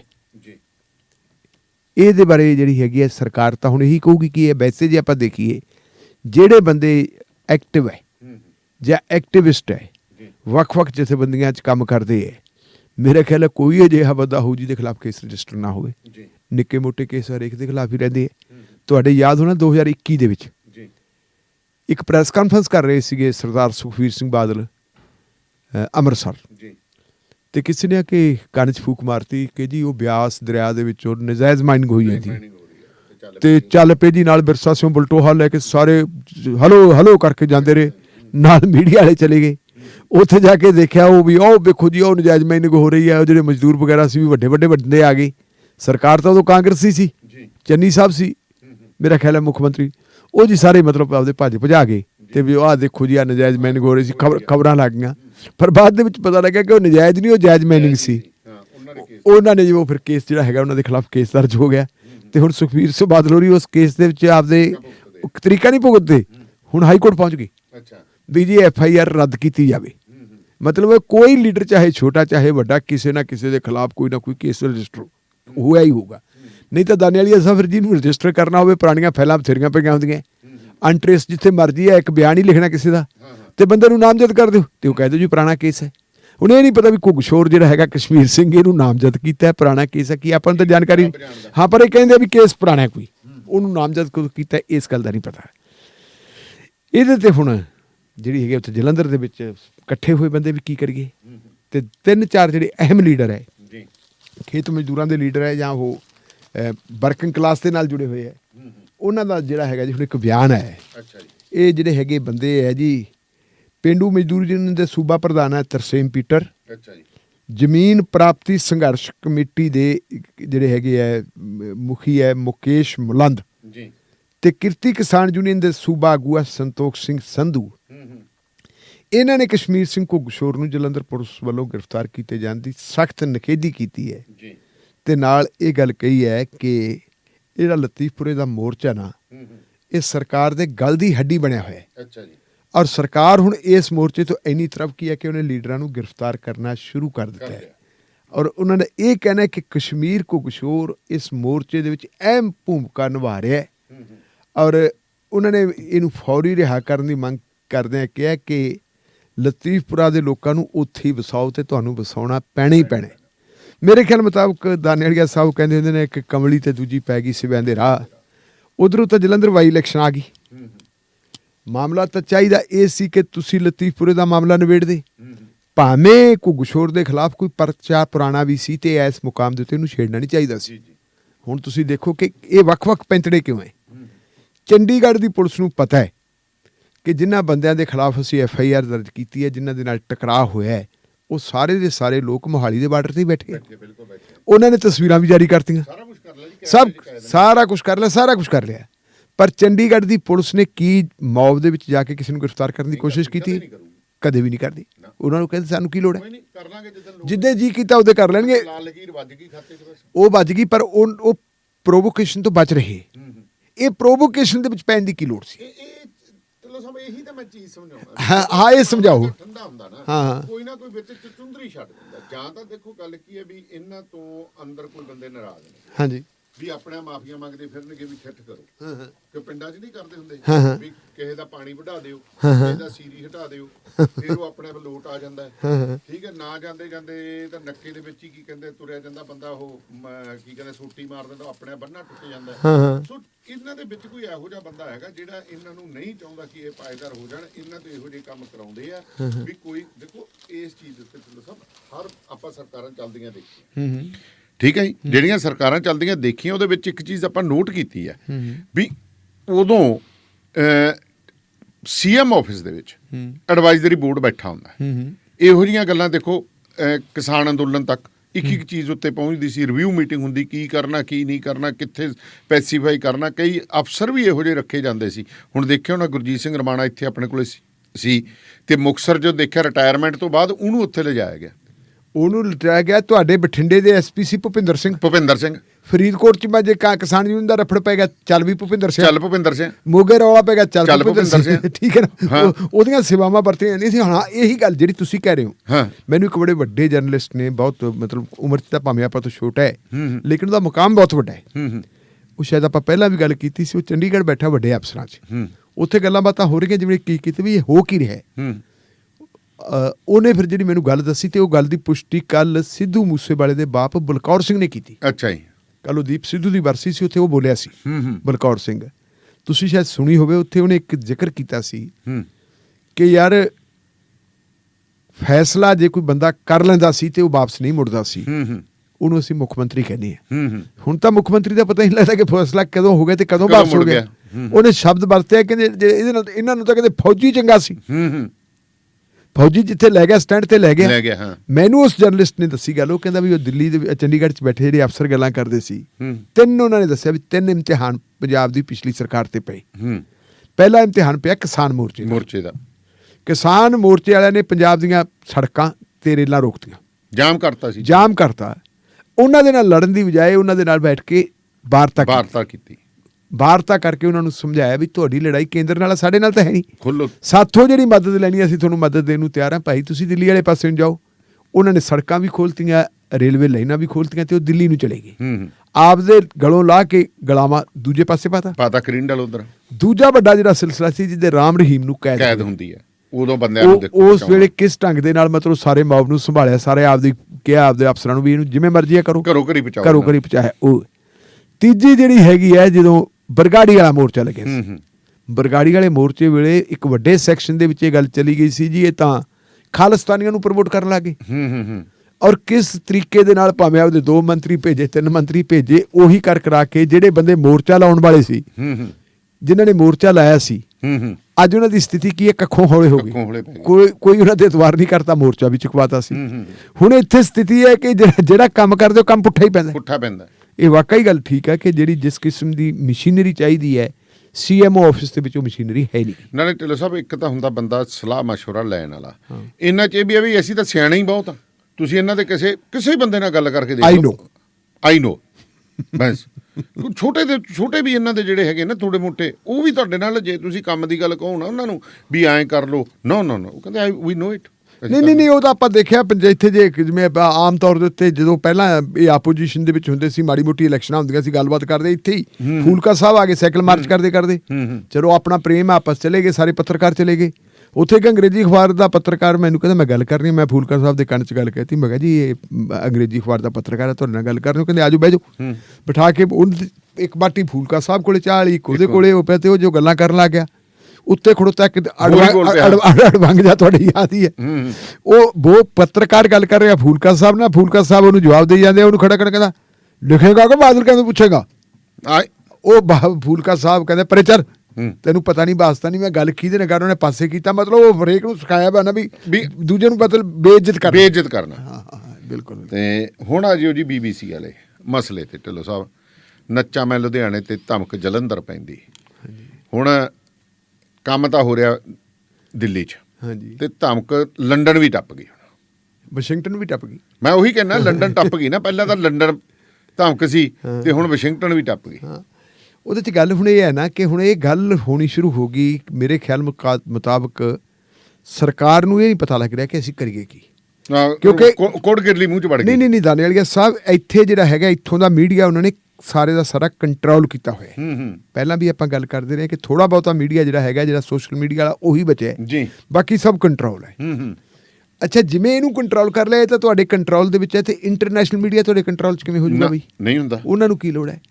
ਇਹ ਜਿਵੇਂ ਇੱਥੇ ਇਹਨਾਂ ਨੇ ਦੂਜਿਆਂ ਦੇ ਗਲਮੇ ਫੜ ਲਏ ਤੇ ਮਰੋੜ ਲਏ, ਮੇਰਾ ਖਿਆਲ ਹੈ BBC ਨੂੰ ਵੀ ਉਵੇਂ ਮਰੋੜਨਾ ਚਾਹੁੰਦੇ ਸੀ ਜੀ। ਪਰ BBC ਦਾ ਇੱਕ ਆਪਣਾ ਜਿਹੜਾ ਹੈਗਾ ਸਟੇਟਸ ਹੈ ਜੀ, ਇੱਕ ਉਹਨਾਂ ਦੀ ਆਪਣੀ ਭਰੋਸੇਯੋਗਤਾ ਹੈ ਜਿਹਨੂੰ ਅਸੀਂ ਕ੍ਰੈਡੀਬਿਲਿਟੀ ਕਹਿ ਦਿੰਦੇ ਹਾਂ, ਦੁਨੀਆ ਦੇ ਵਿੱਚ ਉਹਨਾਂ ਦਾ ਨਾਂ ਹੈ। ਔਰ ਉਹਦੇ ਤੇ ਹੁਣ ਤੁਸੀਂ ਦੇਖੋ ਕਿ ਜਿਹੜਾ ਇਹਨਾਂ ਨੇ ਲਗਾਤਾਰ 2 ਦਿਨਾਂ ਤੋਂ ਉਹਨਾਂ ਦੇ ਰੇਡ ਪਈ ਹੋਈ ਹੈ ਜੀ, ਉਹ ਕੰਮ ਕਰੀ ਜਾਂਦੇ ਆ ਬੜੇ ਸਲੀਕੇ ਦੇ ਨਾਲ। ਉਹਨਾਂ ਨੇ ਕਹਿਤਾ ਕਿ ਸਾਡੇ ਬੰਦਿਆਂ ਤੋਂ ਕੁਝ ਮੋਬਾਈਲ ਵੀ ਲੈ ਲਏ, ਉਹਨਾਂ ਨੇ ਸਾਰਾ ਕੁਝ ਲੈ ਲਿਆ, ਪਰ ਸਾਡਾ ਸਟਾਫ ਜਿਹੜਾ ਹੈਗਾ ਉਹਨਾਂ ਨੂੰ ਸਹਿਯੋਗ ਦੇ ਰਹੇ। ਦੱਸੋ ਕਿਹੜੀਆਂ ਅਲਮਾਰੀਆਂ 'ਚ ਹੱਥ ਮਾਰਦੇ? ਹਾਂ, ਜੋ ਕਰਨਾ ਤੁਸੀਂ ਲੈਣਾ ਲੈ ਲਓ। ਅਗਲੀ ਗੱਲ ਉਹ ਕਹਿੰਦੇ ਅਸੀਂ ਆਪਣੇ ਸਟਾਫ ਨੂੰ ਹੁਕਮ ਦੇ ਦਿੱਤਾ ਹੈ ਕਿ ਸਿਰਫ ਤੇ ਸਿਰਫ ਜਿਨ੍ਹਾਂ ਦਾ ਜ਼ਰੂਰੀ ਕੰਮ ਹੈ ਜੀ ਉਹ ਆਪਣੇ ਜਿਹੜਾ ਹੈਗਾ ਆਫਿਸ ਦੇ ਵਿੱਚ ਉਹੀ ਰਹਿਣ, ਬਾਕੀ ਸਾਰੇ ਲੋਕ ਆਪਣੇ ਘਰਾਂ ਤੋਂ ਕੰਮ ਕਰਨ। ਜੀ, ਉਹ ਆਪਣੇ ਘਰਾਂ ਤੋਂ ਕੰਮ ਕਰ ਰਹੇ ਹੈ। ਹੁਣ ਇਹਦੇ ਤੇ ਜਿਹੜੀਆਂ 2 ਪ੍ਰਤੀਕਰਮ ਆਪਾਂ ਬੜਾ ਲੰਬਾ ਨਹੀਂ ਕਰਦੇ, 2 ਪ੍ਰਤੀਕਰਮ ਆਏ ਹੈ ਜੀ। ਇੱਕ ਤਾਂ ਕਾਂਗਰਸ ਪਾਰਟੀ ਨੇ ਕਿਹਾ ਹੈ ਵੀ ਜਿਹੜੀ ਇਹ ਛਾਪੇ ਹੈ ਜੀ ਇਹ ਭਾਰਤ ਦੀ ਦਿੱਖ ਨੂੰ ਢਾਹ ਲਾਉਣ ਵਾਲੀ ਹੈ। ਭਾਰਤ ਨੂੰ ਦੁਨੀਆ ਦੀ ਇੱਕ ਵੱਡੀ ਜਮਹੂਰੀਅਤ ਮੰਨਿਆ ਗਿਆ ਜੀ। ਵੱਡੀ ਜਮਹੂਰੀਅਤ ਦੇ ਵਿੱਚ ਜਮਹੂਰੀ ਕਦਰਾਂ ਕੀਮਤਾਂ ਦੀ ਰਾਖੀ ਨਾ ਹੋਵੇ ਤੇ ਇਹਦੇ ਨਾਲ ਸੱਚਮੁੱਚ ਹੀ ਸਾਡੀ ਸਾਖ ਨੂੰ ਬੱਟਾ ਲੱਗਦਾ। ਪਰ ਦੂਜੇ ਪਾਸੇ ਜਿਹੜੀ ਹੈਗੀ ਹੈ ਦਾਨੇਵਾਲੀਆ ਸਾਹਿਬ ਅਮਰੀਕਾ ਦਾ ਪ੍ਰਤੀਕਰਮ, ਅਮਰੀਕਾ ਦੀ ਜਿਹੜੀ ਹੈ ਸਟੇਟਮੈਂਟ ਆਉਂਦੀ ਹੈ ਉਹ ਅਮਰੀਕਾ ਵਾਲੇ ਕਹਿੰਦੇ ਪ੍ਰੈਸ ਦੀ ਆਜ਼ਾਦੀ, ਵਿਚਾਰਾਂ ਦੇ ਪ੍ਰਗਟਾਵੇ ਦੀ ਆਜ਼ਾਦੀ ਤੇ ਕਿਸੇ ਵੀ ਧਰਮ ਨੂੰ ਮੰਨਣ ਦੀ ਆਜ਼ਾਦੀ ਦੀ ਮਹੱਤਤਾ ਦੀ ਕਹਿੰਦੇ ਵੀ ਅਮਰੀਕਾ ਹਮਾਇਤ ਕਰਦਾ ਹੈ ਜੀ।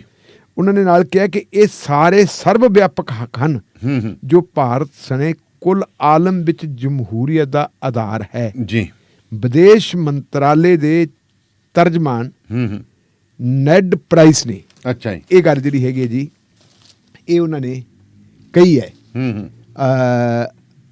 ਔਰ ਨਾਲ ਹੀ ਨੈਡ ਪ੍ਰਾਈਸ ਇਹ ਗੱਲ ਕਹਿੰਦੇ ਹੈ, ਕਹਿੰਦੇ ਵੀ ਆਮਦਨ ਕਰ ਵਿਭਾਗ ਵੱਲੋਂ ਕਥਿਤ ਟੈਕਸ ਦੀ ਧੋਖਾਧੜੀ ਦੀ ਜਾਂਚ ਵਜੋਂ ਜੀ ਬ੍ਰਿਟਿਸ਼ ਬ੍ਰਾਡਕਾਸਟਿੰਗ ਕਾਰਪੋਰੇਸ਼ਨ ਦੇ ਦਿੱਲੀ, ਮੁੰਬਈ ਤੇ ਹੋਰਨਾਂ ਸੰਬੰਧਿਤ ਟਿਕਾਣਿਆਂ ਤੇ ਕੀਤੀ ਛਾਪੇਮਾਰੀ ਤੋਂ ਇਉਂ ਲੱਗਦਾ ਹੈ ਵੀ ਇਹ ਜਿਵੇਂ ਪੱਤਰਕਾਰਾਂ ਨੂੰ ਟੈਰਰਾਈਜ਼ ਕੀਤਾ ਜਾ ਰਿਹਾ। ਪ੍ਰਾਈਸ ਨੇ ਅੱਗੇ ਪ੍ਰੈਸ ਵਾਲਿਆਂ ਨਾਲ ਗੱਲ ਕਰਦਿਆਂ ਕਿਹਾ ਹੈ ਅਸੀਂ ਭਾਰਤੀ ਟੈਕਸ ਅਥਾਰਟੀਜ਼ ਵੱਲੋਂ BBC ਦੇ ਦਿੱਲੀ ਵਿਚਲੇ ਦਫ਼ਤਰਾਂ ਤੇ ਕੀਤੀ ਛਾਪੇਮਾਰੀ ਤੋਂ ਜਾਣੂ ਹਾਂ ਜੀ।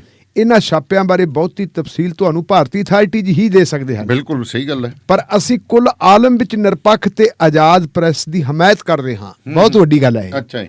ਅਸੀਂ ਵਿਚਾਰਾਂ ਦੇ ਪ੍ਰਗਟਾਵੇ ਦੀ ਆਜ਼ਾਦੀ ਤੇ ਮਨੁੱਖੀ ਅਧਿਕਾਰ ਵਜੋਂ ਕਿਸੇ ਵੀ ਧਰਮ ਨੂੰ ਮੰਨਣ ਦੀ ਆਜ਼ਾਦੀ ਜਿਸ ਨੇ ਪੂਰੇ ਵਿਸ਼ਵ ਵਿੱਚ ਜਮਹੂਰੀਅਤਾਂ ਨੂੰ ਮਜ਼ਬੂਤ ਕੀਤਾ ਹੈ ਦੀ ਅਹਿਮੀਅਤ ਤੇ ਰੋਸ਼ਨੀ ਪਾਉਂਦੇ ਹਾਂ ਜੀ। ਆ ਜਿਹੜੀ ਕਿਸੇ ਨੂੰ ਵੀ ਧਰਮ ਨੂੰ ਮੰਨਣ ਵਾਲੀ ਗੱਲ ਆ ਗਈ, ਪ੍ਰੈਸ ਦੀ ਆਜ਼ਾਦੀ ਤੇ ਧਰਮ ਨੂੰ ਮੰਨਣ ਵਾਲੀ ਗੱਲ। ਹਾਂ, ਇਹ ਇੱਕ ਬੜੀ ਇਹ ਜਿਹੜਾ ਇਹਨੂੰ ਇੰਟਰਲਿੰਕ ਦੇਖੋ ਕਿ ਮੋਦੀ ਕੁਐਸਚਨ ਜਿਹੜਾ ਉਹਦੇ ਸੰਬੰਧ ਵਿੱਚ ਤੁਹਾਡਾ ਗੁਜਰਾਤ ਦੇ ਸੰਬੰਧ ਵਿੱਚ ਕੀਤਾ ਹੈ। ਮੇਰੇ ਖਿਆਲ ਮੁਤਾਬਕ ਜਿਵੇਂ ਆਪਾਂ ਪਹਿਲਾਂ ਕਹਿੰਦੇ ਕਿ ਪਹਿਲਾਂ ਸਾਡੇ ਵਾਲੀ ਸਰਕਾਰ ਨਹੀਂ ਕੋਈ ਸਰਕਾਰ ਉਹ ਵੀ ਬੌਂਦਲਗੀ ਲੱਗਦੀ ਹੈ। ਹਾਂ, ਬੌਂਦਲੀ ਵੀ ਉਹ ਵੀ ਬੁਖਲਾ ਗਈ ਕਿਉਂਕਿ ਬਹੁਤ ਕੁਝ ਦਾਨੇਵਾਲੀਆ ਸਾਹਿਬ ਇਹੋ ਜਿਹਾ ਹੈ ਜਿਹੜਾ ਆਉਣ ਵਾਲੇ ਦਿਨਾਂ ਦੇ ਵਿੱਚ ਫੇਸ ਕਰਨਾ ਪੈਣਾ। ਮੈਂ ਤੁਹਾਨੂੰ ਇੱਕ ਮਿਸਾਲ ਦਿਨਾਂ ਜੀ। ਇਹਨਾਂ ਦਿਨਾਂ ਦੇ ਵਿੱਚ ਚਰਚਾ ਦੇ ਵਿੱਚ ਇੱਕ ਫਿਲਮ ਆਈ ਸੀ ਜਿਹਦਾ ਨਾਮ ਪਠਾਨ ਹੈ। ਪਠਾਨ ਫਿਲਮ ਦੇ ਖਿਲਾਫ ਬਹੁਤ ਵੱਡਾ ਹੋ ਹੱਲਾ ਕੀਤਾ ਸੀ। ਇਹ ਕਿਹਾ ਗਿਆ ਸੀ ਲੋਕਾਂ ਨੂੰ ਕਿ ਪਠਾਨ ਫਿਲਮ ਨਹੀਂ ਦੇਖਣੀ ਤੇ ਉਹਦਾ ਉਲਟ ਪ੍ਰਤੀਕਰਮ ਹੋਇਆ ਕੀ ਜੀ ਕਿ ਲੋਕਾਂ ਨੇ ਐਡਾ ਵੱਡਾ ਹੁੰਗਾਰਾ ਦਿੱਤਾ ਪਠਾਨ ਫਿਲਮ ਨੂੰ ਕਿ 500 ਕਰੋੜ ਦੀ ਕਹਿੰਦੇ ਕਿ 5000 ਕੇ ਕਿੰਨੇ 500 ਟਰਨਓਵਰ ਬਹੁਤ ਜ਼ਿਆਦਾ ਲੈ ਗਈ। ਬਹੁਤ ਜ਼ਿਆਦਾ ਲੈ ਗਈ। ਹੁਣ ਇਹਦਾ ਕਾਰਨ ਕੀ ਹੈ ਕਿ ਜੇ ਸਰਕਾਰ ਕਹਿੰਦੀ ਹੈ ਨਾ ਦੇਖੋ ਤੇ ਲੋਕ ਦੇਖਦੇ ਆ। ਬਿਲਕੁਲ ਇਹ ਇੱਕ ਖਤਰਾ ਹੈ ਜਿਹੜੇ ਖਤਰੇ ਨੂੰ ਮੋਦੀ ਸਾਹਿਬ ਭਾਂਪ ਰਹੇ ਆ ਕਿ ਇਹ ਖਤਰਾ ਕਿਤੇ ਬੋਫਰਸ ਵਾਂਗੂ ਬੈਕਫਾਇਰ ਨਾ ਕਰ 2024 ਤੇ। ਮੇਰੇ ਖਿਆਲ ਵੀ ਉਹਦੇ ਵਿੱਚੋਂ ਹੀ ਜਿਹਦੇ ਕਹਿੰਦੇ ਹੁੰਦੇ ਬੰਦਾ ਇੱਕ ਗਲਤੀ ਜਿਹਨੂੰ ਕਰ ਲੈਂਦਾ ਹੈ, ਇੱਕ ਗਲਤੀ ਨੂੰ ਛੁਪਾਉਣ ਵਾਸਤੇ ਫਿਰ 100 ਗਲਤੀਆਂ ਹੋਰ ਹੁੰਦੀਆਂ। ਇਹ ਗਲਤੀਆਂ ਇਹਨਾਂ ਤੋਂ ਹੋ ਰਹੀਆਂ ਜੀ। ਇਹ ਵੀ ਢਿੱਲੋਂ ਸਾਹਿਬ ਗੱਲ ਉਹੀ ਹੈ ਨਾ ਵੀ ਇਹਨਾਂ ਨੂੰ ਐਂ ਹੋਇਆ ਪਿਆ ਵੀ ਸ਼ਾਇਦ ਜਿਵੇਂ ਗੱਲ ਉਹੀ ਹੈ ਨਾ ਵੀ ਟ੍ਰੇਨਿੰਗ ਤਾਂ ਇੱਕੋ ਥਾਂ ਤੋਂ ਹੀ ਹੈ ਸਿਰਫ ਤਰੀਕਾ ਬਦਲਿਆ ਵੀ ਤੂੰ ਸੱਜੇ ਹੱਥ ਨਾਲ ਕਰਨਾ, ਤੂੰ ਖੱਬੇ ਹੱਥ ਨਾਲ ਕਰਨਾ। ਬਿਲਕੁਲ। ਮਸਲਾ ਇੱਕੋ ਹੀ ਹੈ ਇਹਨਾਂ ਦਾ। ਬਿਲਕੁਲ। ਸੋ ਸ਼ੁਕਰੀਆ ਤੁਹਾਡਾ, ਬਹੁਤ ਬਹੁਤ ਮਿਹਰਬਾਨੀ ਜੀ। ਸੋ ਜੁੜੇ ਰਹੋ ਰੇਡੀਓ ਪੰਜਾਬ ਟੁਡੇ ਦੇ ਨਾਲ।